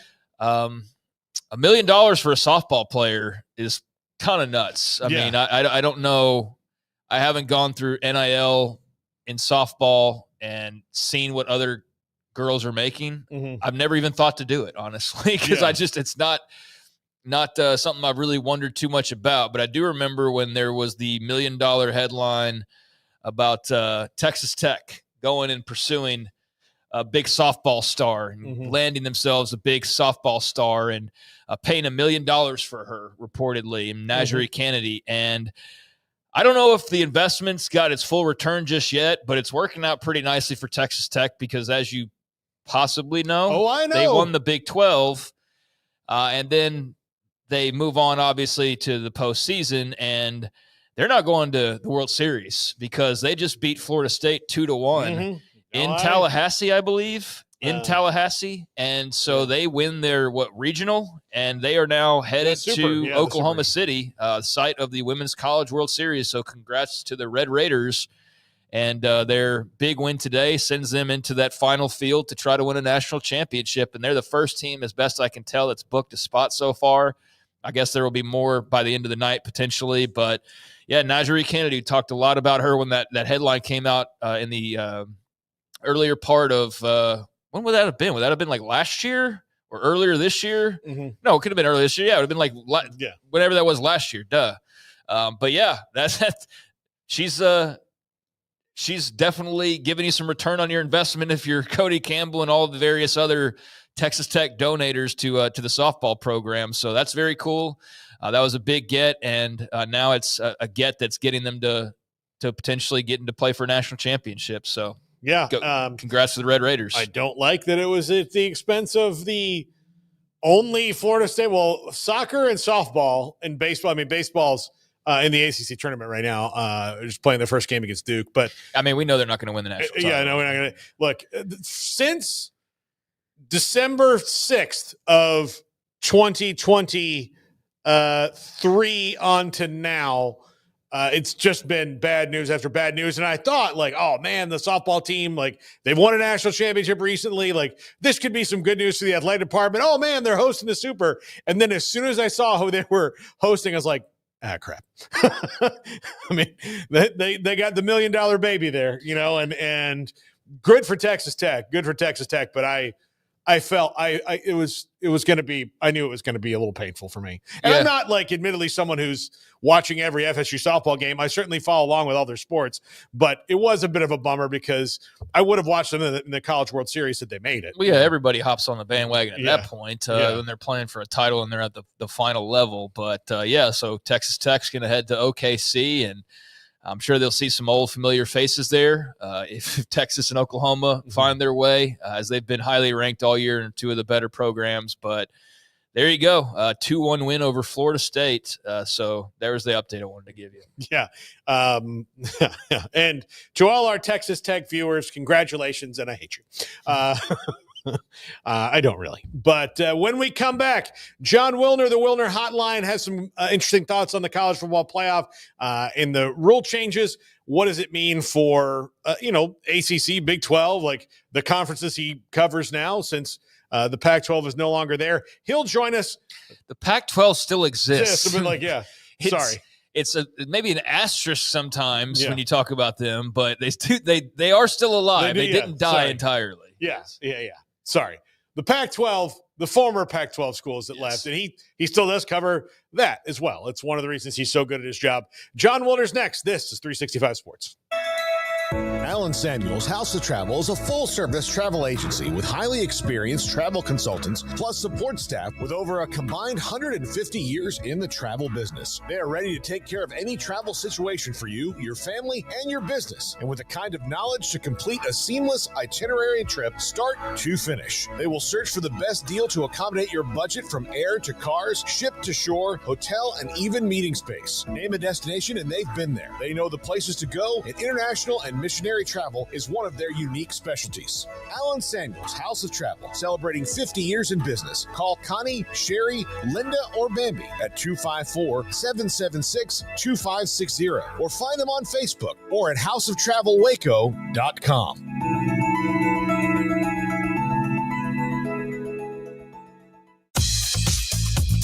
Baylor Scott and White Southwest Sports Medicine and Orthopedics, the team physicians for Baylor Athletics, diagnosing and treating all sports-related injuries, including concussions. These specialists also provide orthopedic services for athletes and non-athletes alike, whether it's knee or shoulder pain, a wrist injury, orthopedic spine care, and even an arthritis and total joint clinic. Trust the doctors Baylor Athletics trust. Baylor Scott and White Southwest Sports Medicine and Orthopedics wants to get you back in the game. With so many companies and policies out there, it gets so confusing shopping for insurance, and I never know if I'm getting the policy that's right for me. Luckily, I met the team at the Niche Group Insurance Agency. With the Niche Group, you can go to one company and get access to coverage options from many insurance carriers, and you get to speak to a real person about your specific coverage needs. With the Niche Group, I know I'm getting the right coverage at the right price. If you need insurance, talk to the experts at the Niche Group at 1-800-258-8302. Established in 2007 and independently owned, Alliance Bank Central Texas is committed to helping families and businesses meet their financial goals. From their tellers to their board of directors, they know the importance of superior service and competitive products. Customers have confidence knowing that their financial needs are in good hands. It's your bank, Alliance Bank Central Texas, with 2 Waco locations, 4721 Bosque Boulevard and 191 Archway Drive on Highway 84, and at alliancebanktexas.com. Member FDIC and equal housing lender. Want to send a message to the show? Jump in the Rudy's Country Store and Barbecue chat room.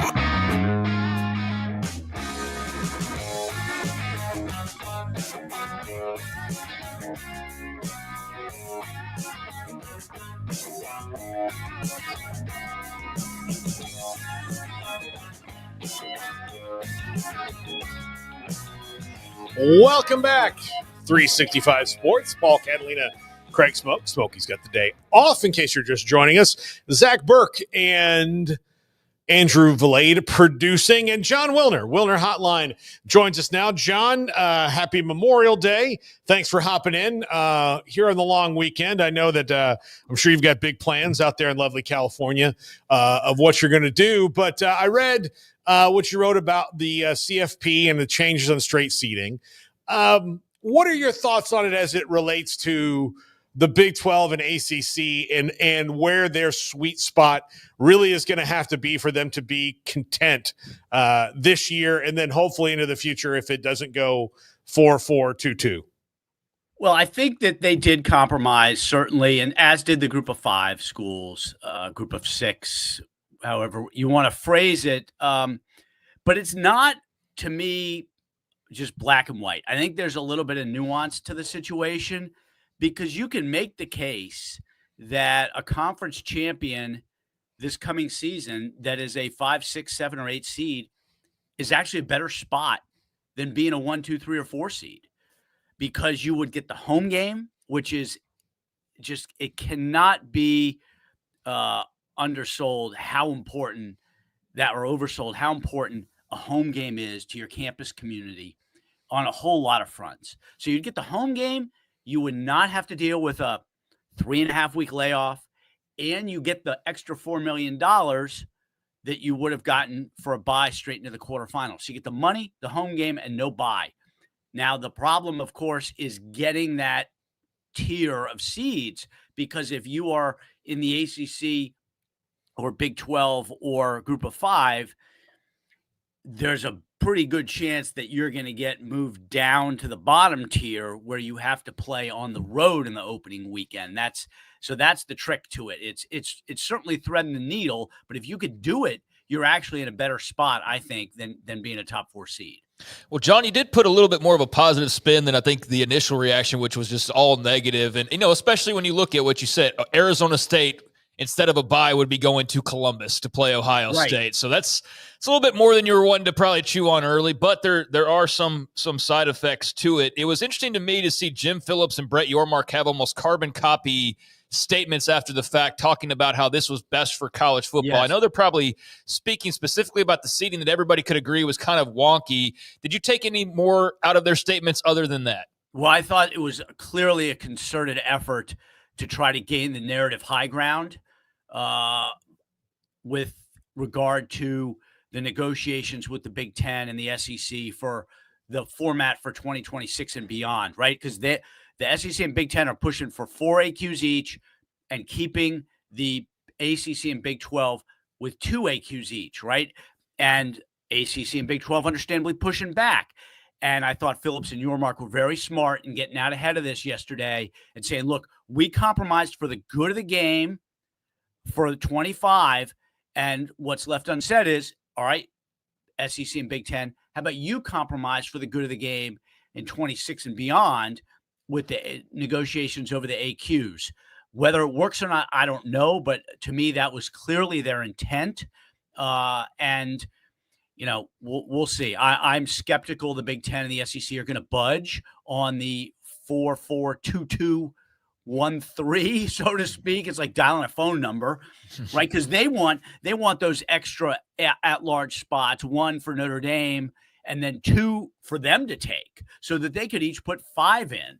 And the ACC and Big 12 are fighting back, and they should fight back. I just don't know how much leverage they've got. So the presidential commission is on hold, and my early assessment of it was, like most commissions, that it was a joke anyway.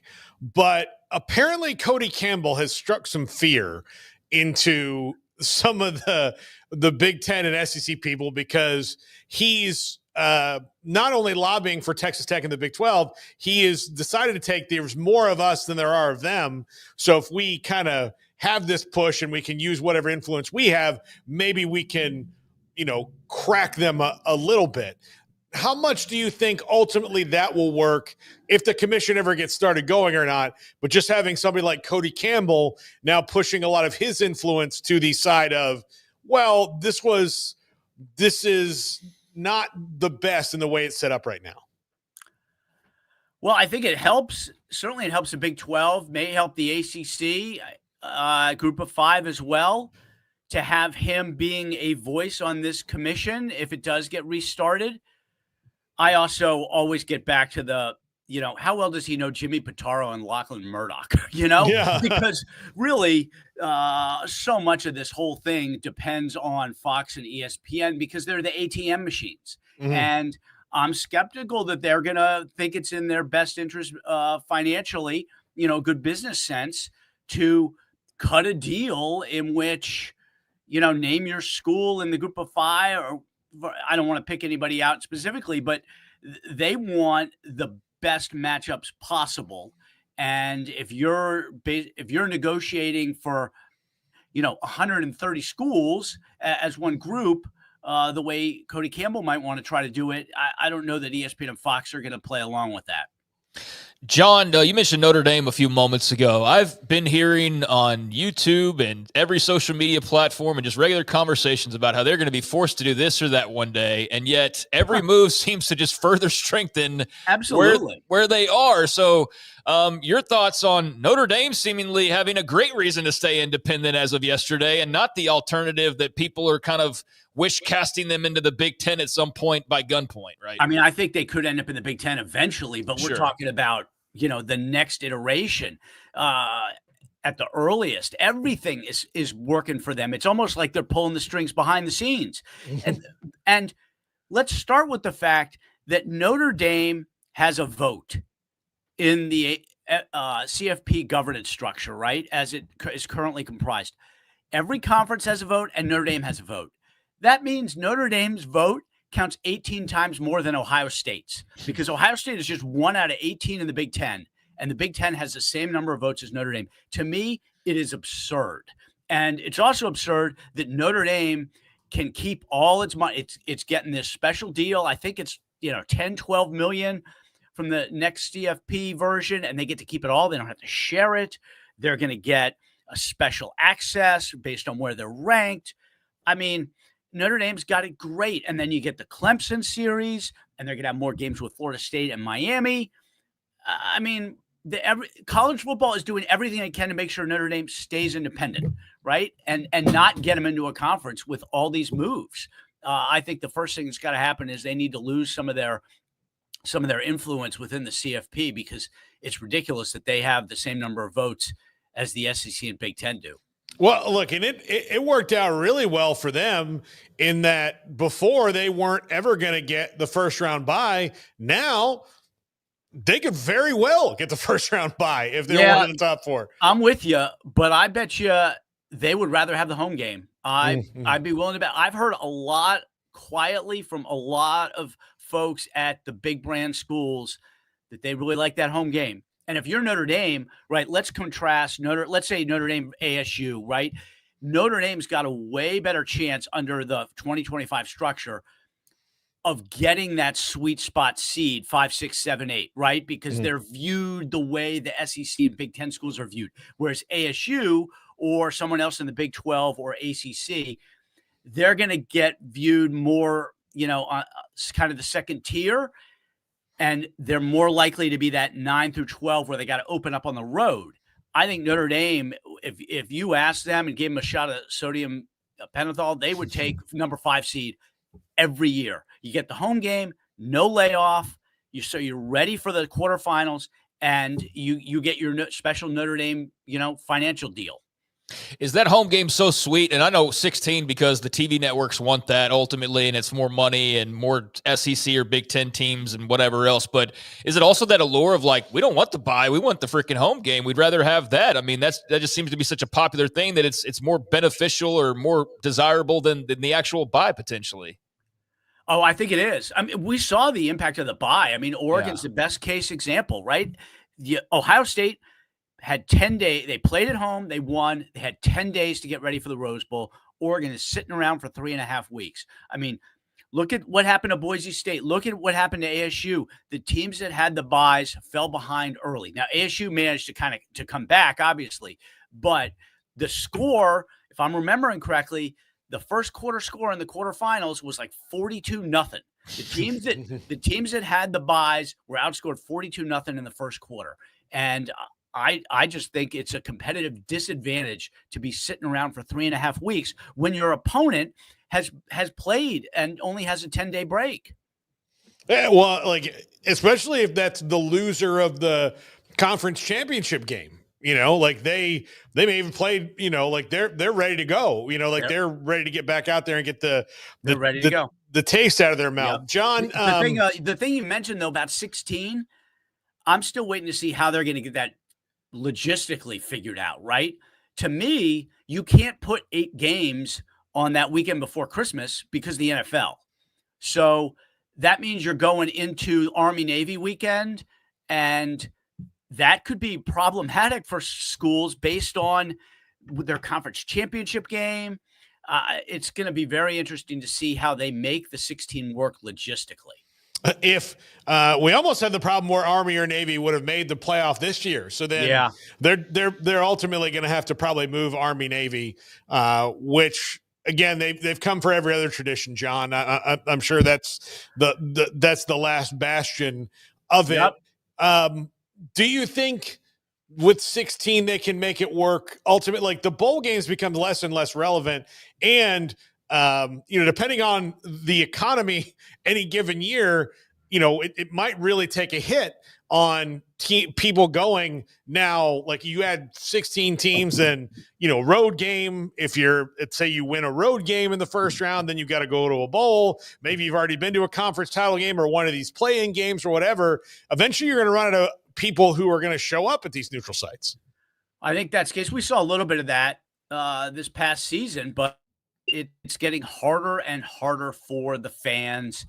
And when you then are going to extend, the championship game in 2 years is like January 27th, right? So you are extending the playoff potentially, it's 5 weeks.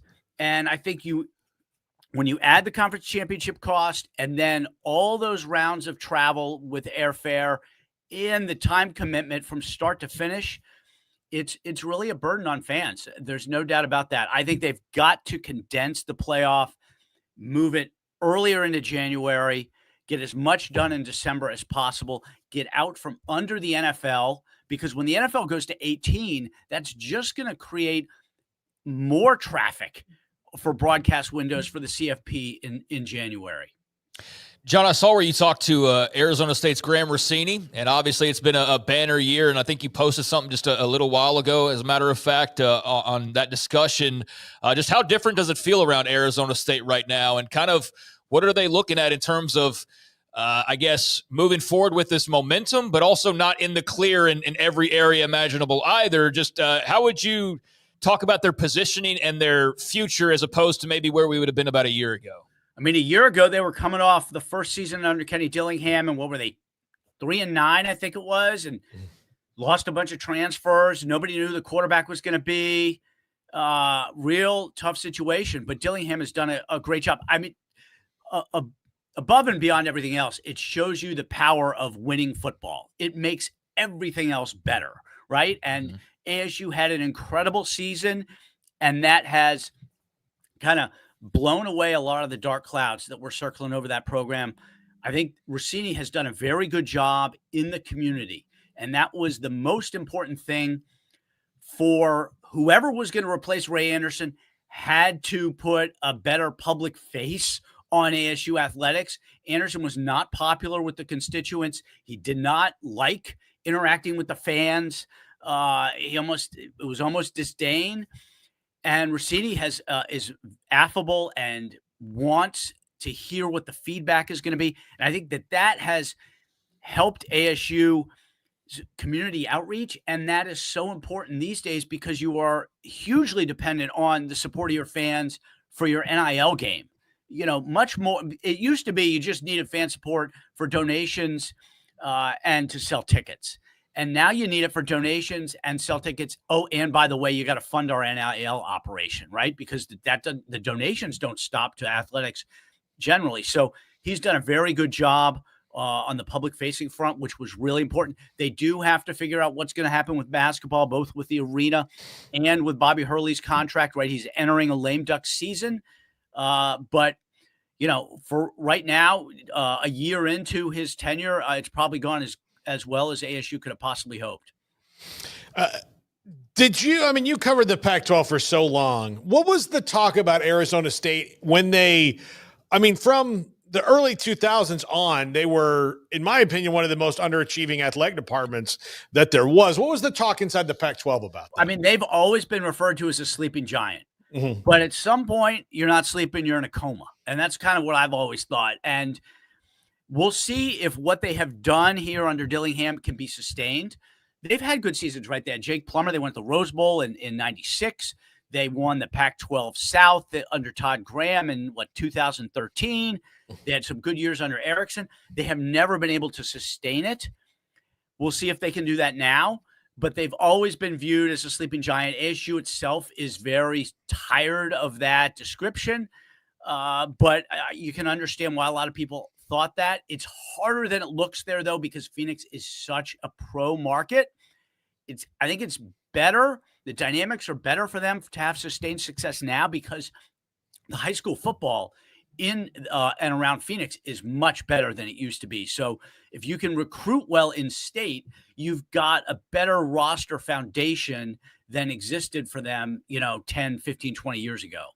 John, what do you think about the baseball tournament in the Big 12 being moved out to Phoenix? I think it's good for the Big 12, partly because they don't have to worry about rain ever, for one thing.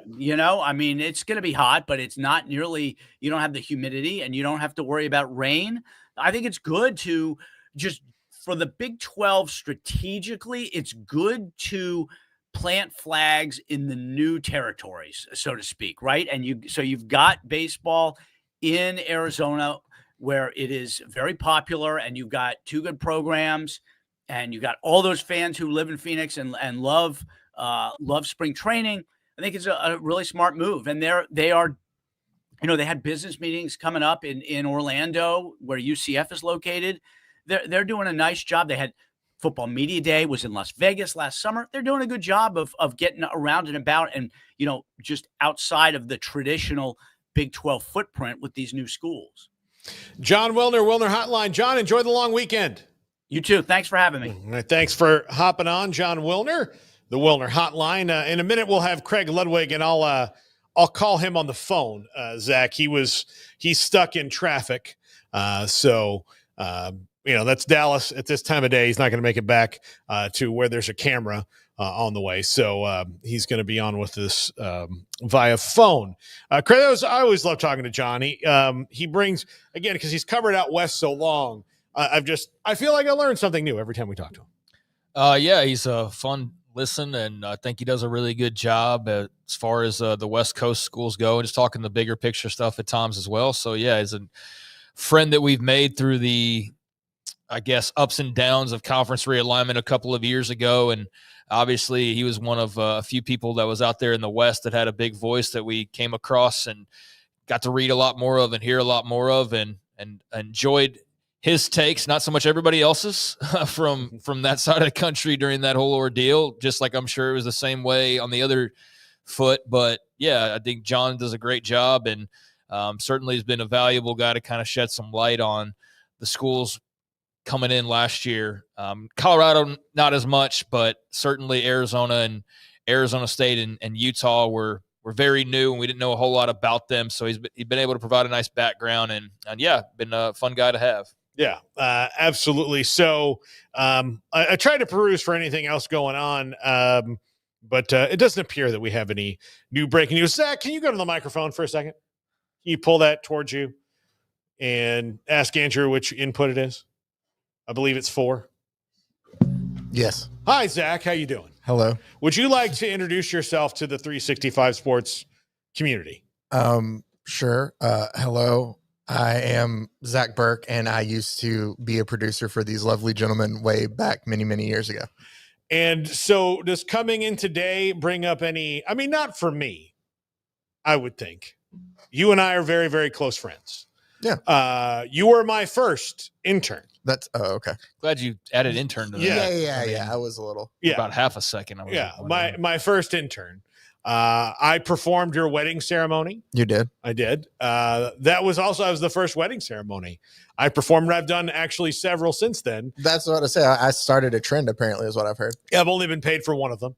But it wasn't on. It was not yours. I did. Well, I mean, of course, that was the first one. You have to see if I can do it. I'll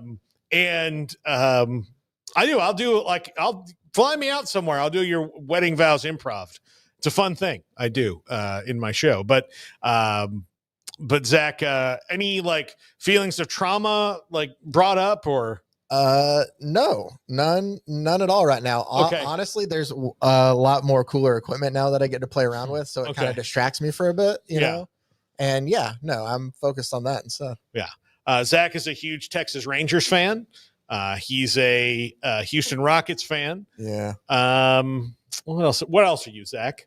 I'm a man of many hats and many likes. Oh, Michigan State. Yeah. Yeah. That had to be rough this year. Yeah. No, I mean, it was fun, but rough at the end. Not as rough as being the 2 seed and losing to the Warriors in the first round. But yeah. Anything you want to make fun of Zach for while we got him here? No, not really. Okay. We're going to go to break, but I was just, I mean, Zach, you still watching wrestling? Yeah, I when I can, I will be honest. I haven't necessarily. I'm not fully up to date on everything. I got to Mania, and then I'm kind of tapped out after that. You've missed nothing actually since then. Yeah, okay, then that's good to know. It's been on a downward trend since Mania, basically. Okay. So it's been like sloth. Like, I do have a question for you though, while we're on this, because it is about this. Because I have a new theory, and I want to get your opinion on it. I think that The Rock is slowly morphing into our generation's Hulk Hogan. Oh yeah, for sure. Of where he of where like the misremembering of, or like how much totally lying about things. Yes, yeah, absolutely. Pathologically lying about every single thing. Imagine. Yeah, no, Rocky is turning into Hulk Hogan. He just may not have like this random closed circuit sex tape that gets put out, or probably, hopefully, won't catch him using racial slurs in a private video or a recording like Hogan and all these other various messy things that Hogan's been involved with. Hogan is, I don't know, between him and Flair, who lies more. But Rock, being a third generation, is just like those guys in exaggerating and lying about literally every single thing imaginable. So yeah, I'm totally on board with you. And he's getting way worse about it in the last couple of years. I haven't noticed it more until I started, like, I would see clips. I never watched the Young Rock show, but I like watched clips of that, and I'd be like, that's not necessarily how that went down, but okay. Yeah, or just like listening to like, the things that he'll say now in interviews afterwards. You're like, I don't necessarily remember that, but okay. Nobody's going to fact check him on it. So the only thing the Young Rock show was funny for was to see how they cast the wrestlers. Yes. Like to see like what actor Awful. they had to do. Yeah. I didn't watch the show, but I saw clips and I just thought everybody looked awful. Yeah. And because when they decided to do that, it was an like, that old school wrestling fans are going to watch it because of that, but it's an impossible thing to cast someone who looks like Andre the Giant or Randy Macho Man Savage because nobody looks like that. You could just got the Big Show to do Andre. Exactly. Yeah, well, my thing was too, is that when I saw that they had Colt Cabana as the Brooklyn Brawler, I tapped out and I was like, all right, I'm good. Yeah, no, Colt's got go away heat with me. Like not because he did anything. I'm not interested in you. But I get that. Brooklyn totally Brawler. That was actually I actually have more respect for Brooklyn Brawler than I think I do for Colt Cabana as a wrestler. Exactly. But yeah, it's Zach's a fellow wrestling fan, so I had to ask him. I haven't talked to him in a while, and WrestleMania was not that long ago. So you're on the same. You haven't missed anything. Like I said, we're on the same wavelength with Rock for sure. Yeah. And I feel like the person who cast Young Rock also cast part of the Iron Claw. Did you ever see Iron Claw? I haven't yet. Worst Ric Flair actor. Imagine the movie's fine. Okay. The movies, they can't include all of the tragedy because otherwise people would be in depression leading the movie. Absolutely, yeah. But the Ric Flair casting was, he might as well have been the Young Rock. Really? Okay, yeah, it was absolutely awful. I'll watch it for that. No, I'm with you. I knew that. Like, I think they completely left out one of the kids. I think there's a couple of them. Oh, really? Actually. Yeah, just those poor Von Erichs. But yeah, because there was already 5 tragedies Yes. or whatever it was. So they're like, we don't need to make it 2 more than already. People are already like, this can't be real. It's like, no, it was real. It's actually worse. Yeah. In real life, it was worse than the movie somehow. No, I need to watch it. If anything, just It's to see actually the Ric good. Flair actor. Yeah, it's good. Zach is also a new father.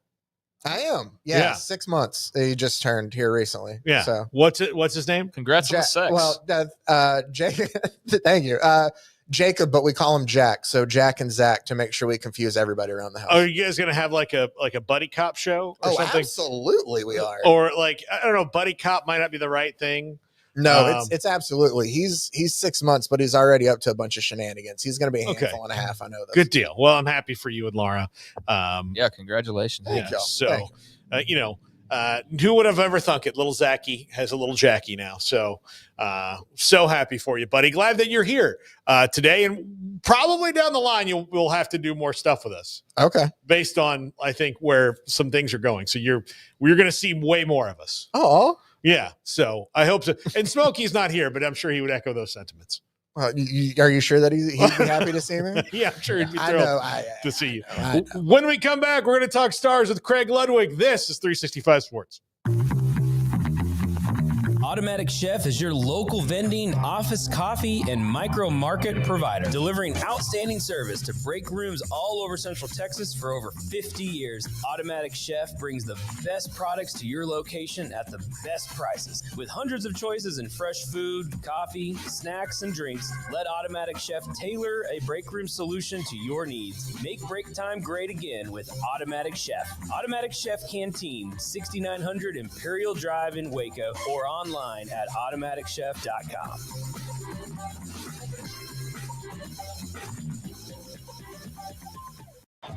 Baylor alumni are more than 160,000 strong. When we all join hands to support our university, we don't just move the needle, we move mountains. Working together, we create life-changing opportunities for students on the field, in the classroom, in the laboratory, and in life for generations to come. So get connected, get involved. Learn how at baylor.edu/alumni. There are 26 letters in the alphabet, over 600,000 words in the dictionary, and just 3 of them said together can change everything. Let's order pizza. Those 3 words lead to dough made from scratch and 3 fresh signature cheeses that blanket golden crust in a heavenly melt on Marco's Pizza that'll blow your mind. So visit marcos.com to order and stop by Marco's Pizza in Belmead, China Spring, Woodway, and in Robinson. Marco's. Pizza lovers get it.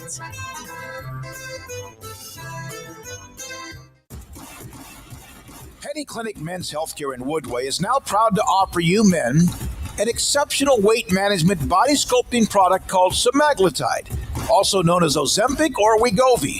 Semaglutide is an FDA-approved weight management medication. Once-a-week injections of this powerful medication offers an average body fat weight loss of 20% within the first year of treatment. In addition to body sculpting, semaglutide also normalizes blood sugars and has the clinical research proof of reducing blood pressure, cholesterol, stroke, and heart attack risk. If you're like most men and you have stubborn fat that will just not respond to typical diets and exercise, then help is finally here. Semaglutide, affordable, highly effective. Google search Penny Clinic Waco and reach out to the Penny Clinic team today for a free consultation with Dr. Petty to see if semaglutide is right for you. Go to pennycliniclowt.com.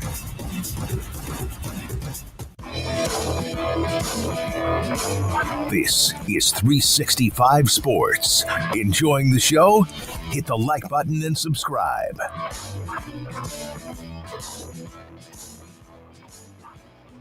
Craig Ludwig joins us now. Dallas Stars analyst and insider and former NHL star. Craig, thanks for doing this. I know that it's the holiday weekend. You're stuck in traffic in Dallas, which is not something I've been many times. It's not a fun thing. And unlike hockey, you can't just like knock people into the boards and get out of the way. So certainly appreciate. I'll tell you what, though, guys. The good news is I'm downtown, almost near the parking garage, and it is a zoo down here already. So it's all good. Yeah. Well, the game on Wednesday night was one of the craziest things I've ever seen watching a sporting event, especially given if you knew the history of last year, whenever the Stars got a power play, it's like nobody told them, or they couldn't convert on it. Then to be down like they were going to the third period and then have this flurry of offense that started with 3 power play goals in a row. Like that was just an amazing array of offense from the Stars. Yeah, you know what? I think when you look at some of the teams that have had these kind of runs and end up getting to where you want to go, you're going to look back and go, man, it was that in that round. And then all of a sudden this happened in this round. And, for the first round, it was about Mikko Rantanen. He had his little coming out party and things were going unbelievable for him.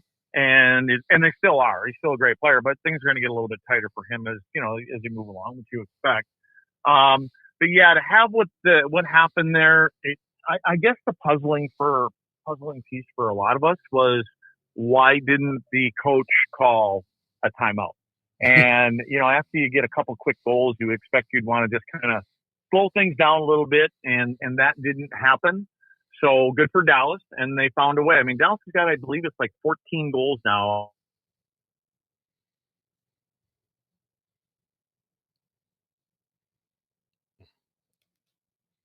Well, let me see. Yeah. Give me a second here. Hey, Craig, you there? Oh, okay. Hey, yeah, sorry, we lost you for a second. Hold on one second. All right, there we go. All right, go ahead, Craig. You're talking about, we lost you for just a second. Well, that usually happens quite a bit with me. I lose my fill. No, I was saying, sorry about that. I think that anytime, my big thing is, and I'm sure there's other people that ask the same question, is like, why didn't the Edmonton Oilers coach Knobloch probably call a power play a penalty timeout after the penalties and the power plays? They were on a little bit of a roll there and slow things down. And, but that was probably a topic of conversation in a lot of places, but, I'm guessing that they're feeling, we may need to use that timeout at the end of the game when we need to get our best players rested up. But Dallas found a way, the same way that they've been doing this for 3 rounds now, 2.5 rounds. And for me, though, it really does go back to the goaltending. I just think that without Jake Ottinger and what he's done since game 1 of the playoffs, being able to hold a team in there when they're not playing as well and things like that, and give them a chance to recover and find a way to draw a couple penalties. So it'll be interesting to see how Edmonton goes about their business tonight. Craig, outside of that spurt there at the end that obviously gives them the win. That's all that matters. All that preceded that, the way that game played out heavily in Edmonton's favor. What did you take away from that, and what do you apply if you're the Stars and you're looking ahead to game 2, that you look at those first couple of periods in particular and say, we got to be better doing this or that?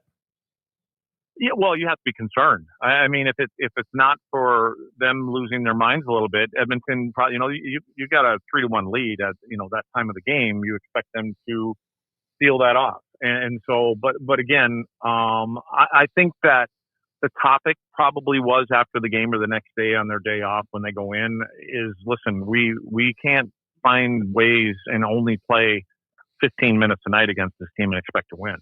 And so, we got a bit of a break. I don't think probably the coach was happy with the first 40 minutes of the game. A lot of it was dictated by Edmonton coming in, on the road, and obviously being led by their best players. And you expect that when you've got a McDavid and Draisaitl on your team. So, but I believe that the veteran players on this team realized that wasn't a game that you probably should have won. And yeah, we did. We found a way. You move on. We've got to be better. I think what for Dallas is, because of the fan base here and the way the fans are here in this building, they've got to get off to a good start in the first 5 or 6 minutes. That didn't happen in the last game, and I think they've got to find ways to build on that momentum coming from a win, regardless of how it happened. But you've got to get the fans into it and keep them into it. And I would say, the other thing I'd say, if you're Edmonton, they're probably talking about, we can't take undisciplined penalties. We can't take penalties in the offensive zone. Usually that's taboo anyways. So will Edmonton try to come out and not be as physical? Because that's been part of what they're a little different this year. They've got one of those guys on each line that can come out and bring a physical presence. And they can be those, I think we like to call them shift.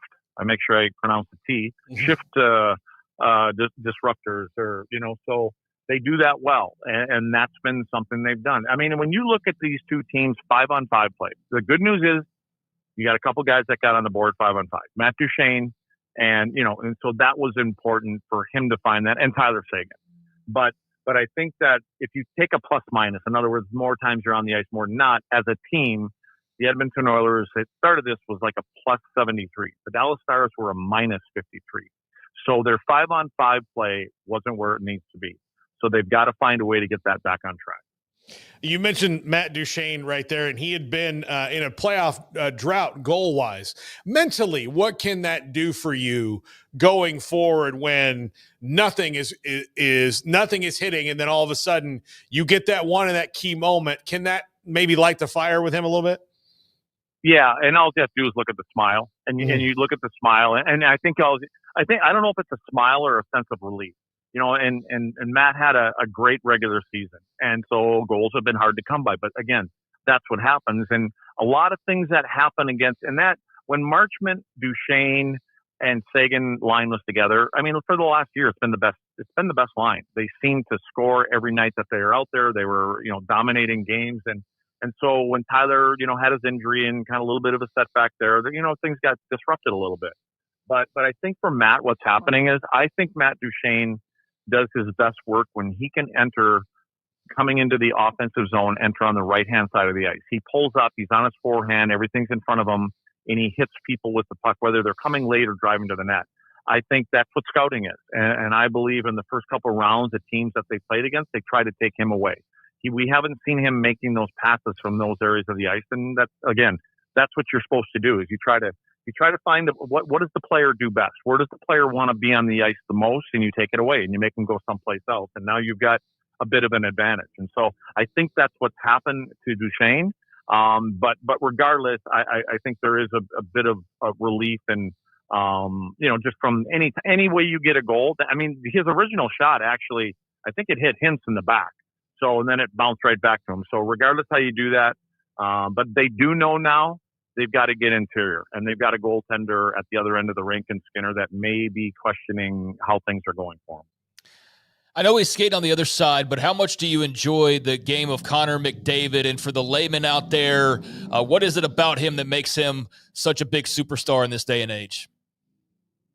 Man, there's so many great things to say about him, but very rarely do you see a player come along that can skate with that that speed that he has and be able to handle the puck at the same time. And what he does is he scares the hell out of people that are playing against him. And the one guy that can is Miro Heiskanen. So the good news for Dallas is they've got a guy, and Miro's just coming back from a knee injury and things like that. But Miro, I think, is getting closer and closer. When Miro is healthy, he's the one guy that can probably stand up in the neutral zone and get McDavid to turn up when he gets into the offensive zone, because he takes away a lot of his time and space. It's difficult, but then again, then he's got his wingman and in Leon Draisaitl. So I think they help make each other dangerous. But with McDavid, it's probably the fear that he puts into, especially defensemen. You try to hold your gap on all players, but McDavid can make you look foolish. And Ethel Lindell, who's I would arguably one of the best defensive defensemen in the league, McDavid did that to him in the first period. Essa kind of got it, dropped his eyes. He looked at the puck for just a second, and McDavid got a great scoring chance. But then again, Ottinger was there to make that save. So that combination of speed and the ability to put the puck in net at the same time, and he's a driven player right now. You can see the look on his face. You saw his emotions after Game 7 last year when they didn't win it, and I think he came back this year committed and made sure his teammates were committed, that they weren't going to be denied. They were going to find their way back into the finals again this year. How much pressure do the Oilers feel of, and look, the Stars, they haven't won a cup in a very long time as well, but it's been even longer for any team from Canada, and for the Oilers, who haven't won since 1990, and they had 5 Stanley Cups. I mean, they were it back when they won that last one, a dynasty. Do they feel that pressure from the fans? I know that the Canadian teams don't like each other. There's nobody that's a Toronto fan that's really hoping that Edmonton does it. But wouldn't it, do you think that there's pressure because of that maybe some of the other teams don't feel in the same way? I think there's pressure anytime you play in Canada, right? Mm-hmm. Because this they believe is their trophy. And so I think for those, now again, it's a couple different generations. So when you mentioned the 90s, there was a guy by the name of Gretzky and Messier and Curry and Coffey. They had some really, really good players that are all in the Hall of Fame. So, and McDavid will be in the Hall of Fame too. So it's a different time. The game is played a little bit differently, with the speed and all that kind of stuff. But I think that the fans in Edmonton, Montreal, you get into those kind of markets and you're used to winning or having those eras when you win Stanley Cups. You expect it, regardless of what generation you're in. But I think these players that we're talking about now for Edmonton, they put that pressure on themselves. McDavid doesn't want to end an unbelievable career and a Hall of Fame career not having that ring, and so it's important. And he's got plenty of time left. But again, Edmonton is nothing like Toronto, and it's not like Montreal, and all those big markets. It's a smaller town, a smaller city, and so. You've got more, you can't go anywhere. I mean, everybody knows who you are, and it's like playing in a small town, and that's their sport. And that group is their guys. So you feel that way in big cities also, but I think for Edmonton, it's probably a little bit more personal for those guys. So there's no question there's pressure on them, and they know that when you've got the best 2 out of probably 3 or 4 people on the planet on a team, you expect to at least have yourself in the final to give yourself a chance.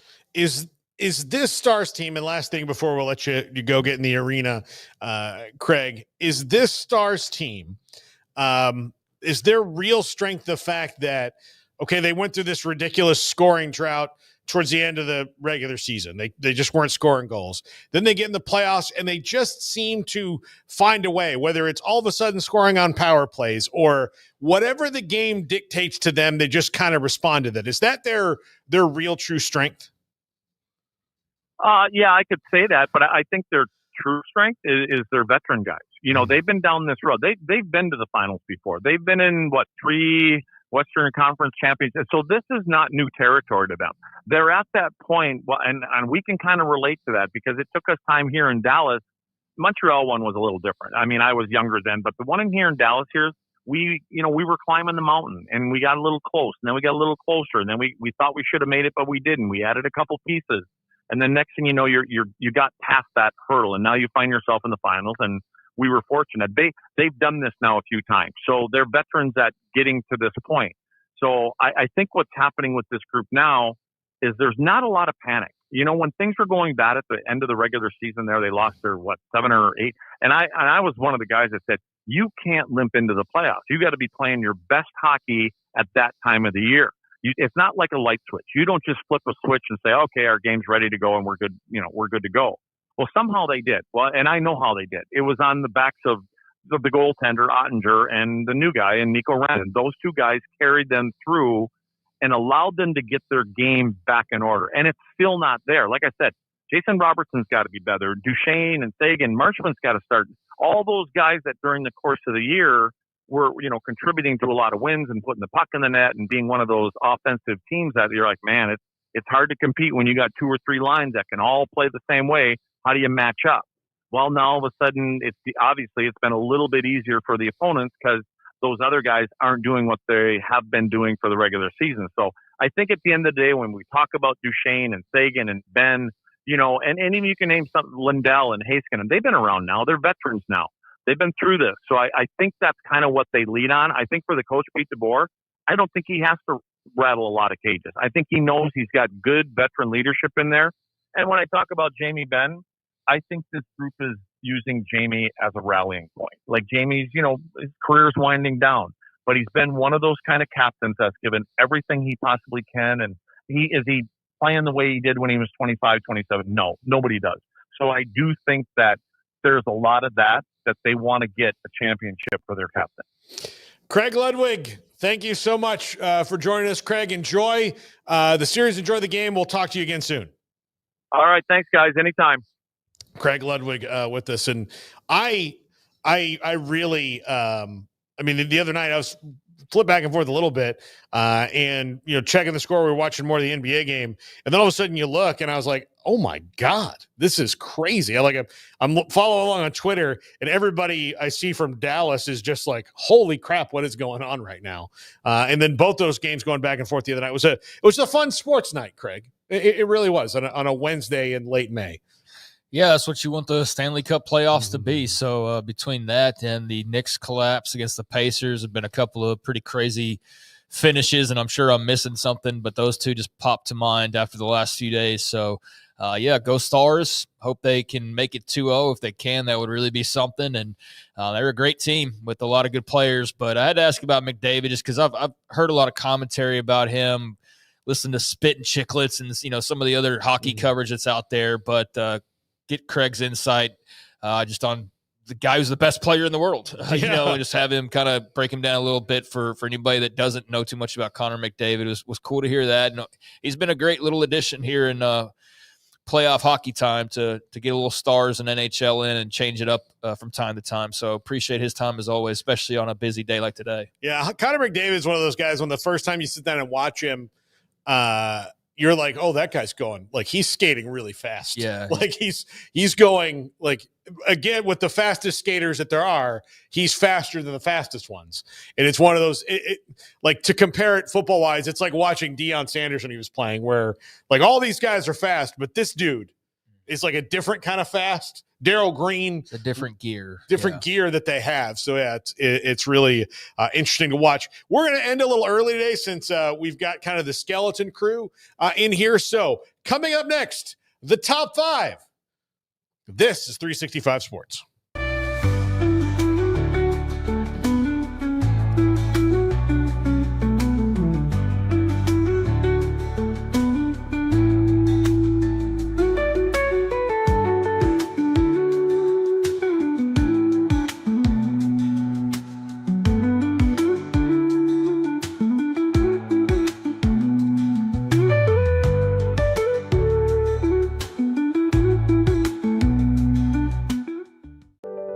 Overwhelmed by your inbox? Clean Email is here to help. Organize, clean, and manage your emails with powerful automation tools. Say goodbye to spam and clutter and enjoy a stress-free inbox. Try Clean Email today at cleanemail.com. That's CLEAN email.com. Founded in 1910, Samsonite is the world leader in durable, high-quality luggage and travel accessories. Made to the highest standards, our products won't let you down. We give you the confidence to get out there and explore. Inspired by the past, devoted to the present, and built to inspire a multi-generational future, Samsonite is here to elevate your journey. Travel with Samsonite and pack confidence every step of the way. Shop now at shop.samsonite.com. Samsonite.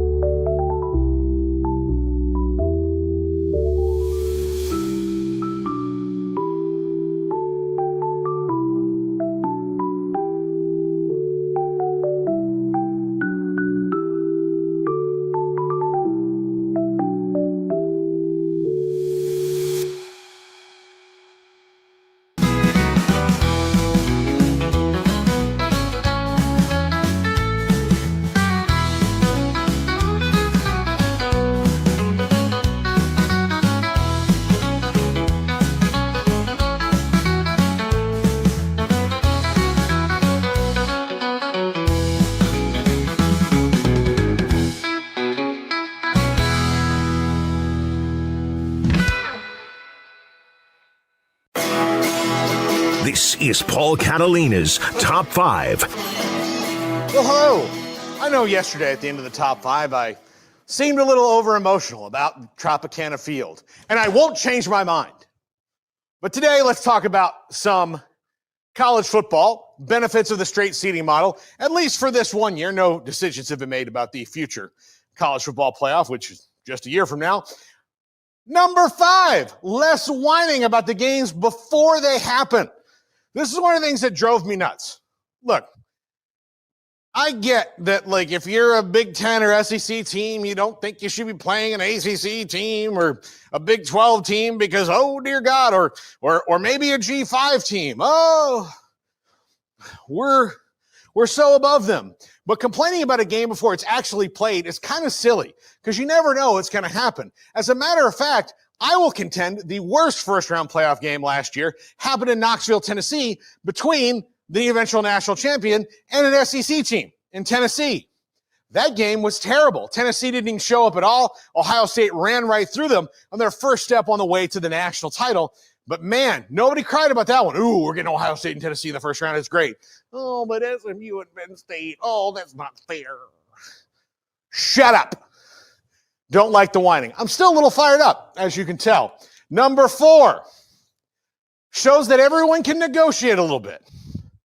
Look, there was not a huge reason outside of the financial concessions that were going to have to be made for any of the teams involved in the college football playoff, from the Big 12 to the ACC to any of the group of 6 teams, to agree at all to some sort of switching of this, because more than likely those top 4 seeds that'll get guaranteed money for not even having to play a game and the bye will just probably be from the Big Ten and SEC who have all the money.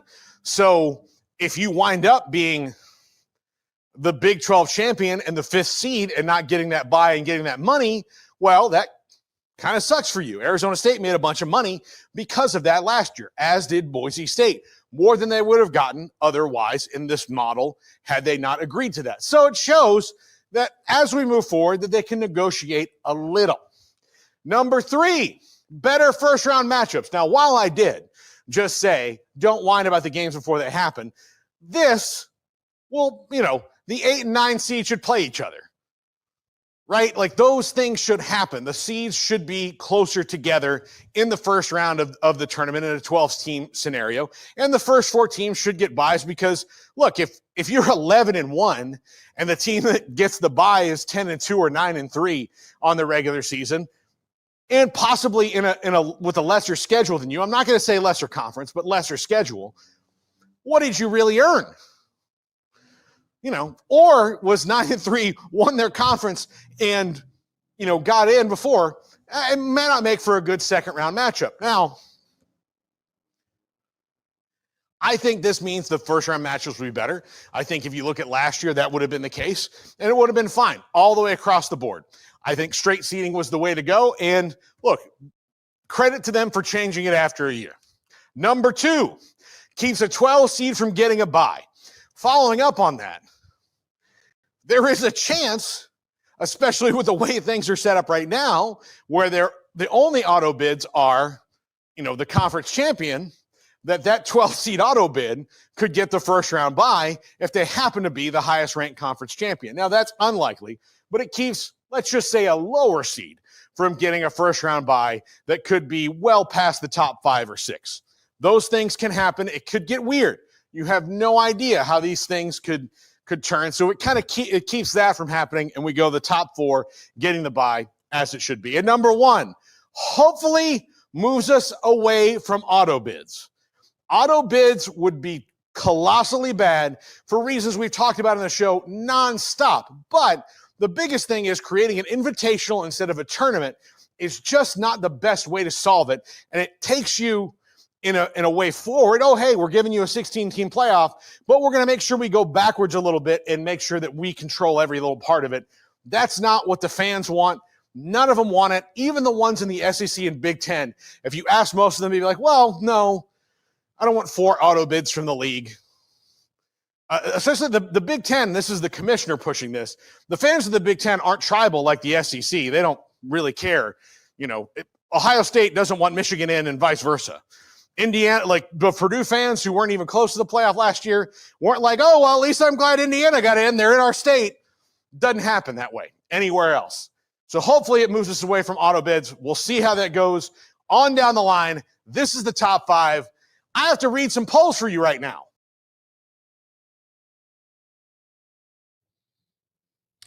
Thank you, Zach. Great work today, Zach. Great work. Solid B-. No. B+ at least for the first day. Passing grade. It's fine.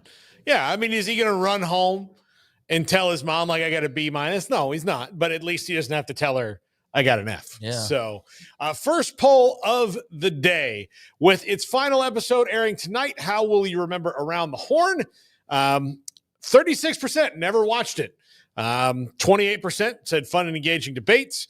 18% thought it was a groundbreaking show, and 18% thought it ended too soon. I always enjoyed it. I liked, the Around the Horn and the PTI combo. I really enjoyed that. Haven't watched it in quite some time just because we're kind of on at the same time. But when I did, I watched it. I really do like Tony Reale. I think he's a really good guy. I liked a lot of the people. I've met a lot of people that, when we're at Super Bowls that have been on that show. I think it's a better show than a lot of stuff that they're throwing there, but I guess it's run its course, and that's too bad if you're a fan of it, but it's been on a long time. It's been on a really long time. I saw like some big send-off they were doing, one of the videos on YouTube for Tony Reale. So good luck to him and whatever's next. I was not a loyal watcher. I watched it far more when it was on earlier in its beginning years, because my life was a lot different back then. Like you said, like we're on the air right now, so most of what I see on ESPN programming outside of live games is usually when I'm at like the barber shop, and so it's always on in the background on one of the TVs. That or PTI. I think I usually catch PTI actually, but I think it was groundbreaking. I think it had fun and engaging debates, and I think for some people it probably ended too soon, those loyal fans of it. So I would pick, I think, one of the top 2 would be my choice here. And kind of surprised that so many people seemingly didn't watch it. But, I think they did a good job with what it was. And I won't blame it entirely for the debate talk that we have now all over the place. But it's kind of the predecessor to all that in a lot of ways. But it had its place, and it was unique. And so good luck to everybody involved with that. Everything comes off of pardon the interruption, of PTI. Yeah. And PTI was a really good show because it was a debate show, but they moved on to topics and it was respectful. And then they said, like, hey, what if we did that, but with dumber people? And that's what they got after that. Like, loud and rude and dumb, let's do that. And so that's where it kind of devolved, I think, in my opinion. Next poll. Should Power 5 champs still get an automatic playoff spot? Yes, only the best teams should get in, titles or not. Let's see. No, Power 5 champs deserve automatic spots. Let's see. I'm a little confused with the wording of this. Chaos is good. Let the best 12 teams play, period. Mix, no auto bids, but it still should weigh heavily. Yeah, so I believe that there should be an auto bid for conference champions. That's just wherever my vote is. I think there's got to be something to win in your conference, and it doesn't need to make you the top 4 seed. Like we've already seen that change, obviously, here in the last 24 hours. So I'm fine with that. I think it's the bigger picture you're concerned about. It's not necessarily that change in particular. It is, what that change is a part of on the whole. But as far as the conference titles go, don't give them a bye. That's fine, but they better damn sure be in the playoff. I mean, otherwise, what are we doing? And I would say at this point, like, it's Power 4. I mean, it really is. And I know the Pac's trying to pick up and put together what they can. And I've seen fans who will argue till they're blue in the face that they are still considered a power conference for this reason or that reason. But I think the actual discussion is going on say that that's not the case anymore. So it is a P4 world, and some would say it's a P2. But Yormark and Phillips still have some scratch in the proceedings. So, I'm all for that. I don't know how I would feel about the Pac champ getting that bid like the others, and they don't. So I think that's probably the way that it should be. But for those 4 conferences, I do think their champ should be in the playoff no matter what. Yep, absolutely. Thank you to Andrew. Thank you to Zach. Thanks to Garrett, helped out a little bit today. His daughter, he's out because his daughter is graduating high school tonight. So big moment. Deal. You missed work for it? No, I'm just kidding. Yeah, big moment in the Ross family tonight. So Garrett is off. Have a great Memorial Day weekend, everybody. See you on Tuesday.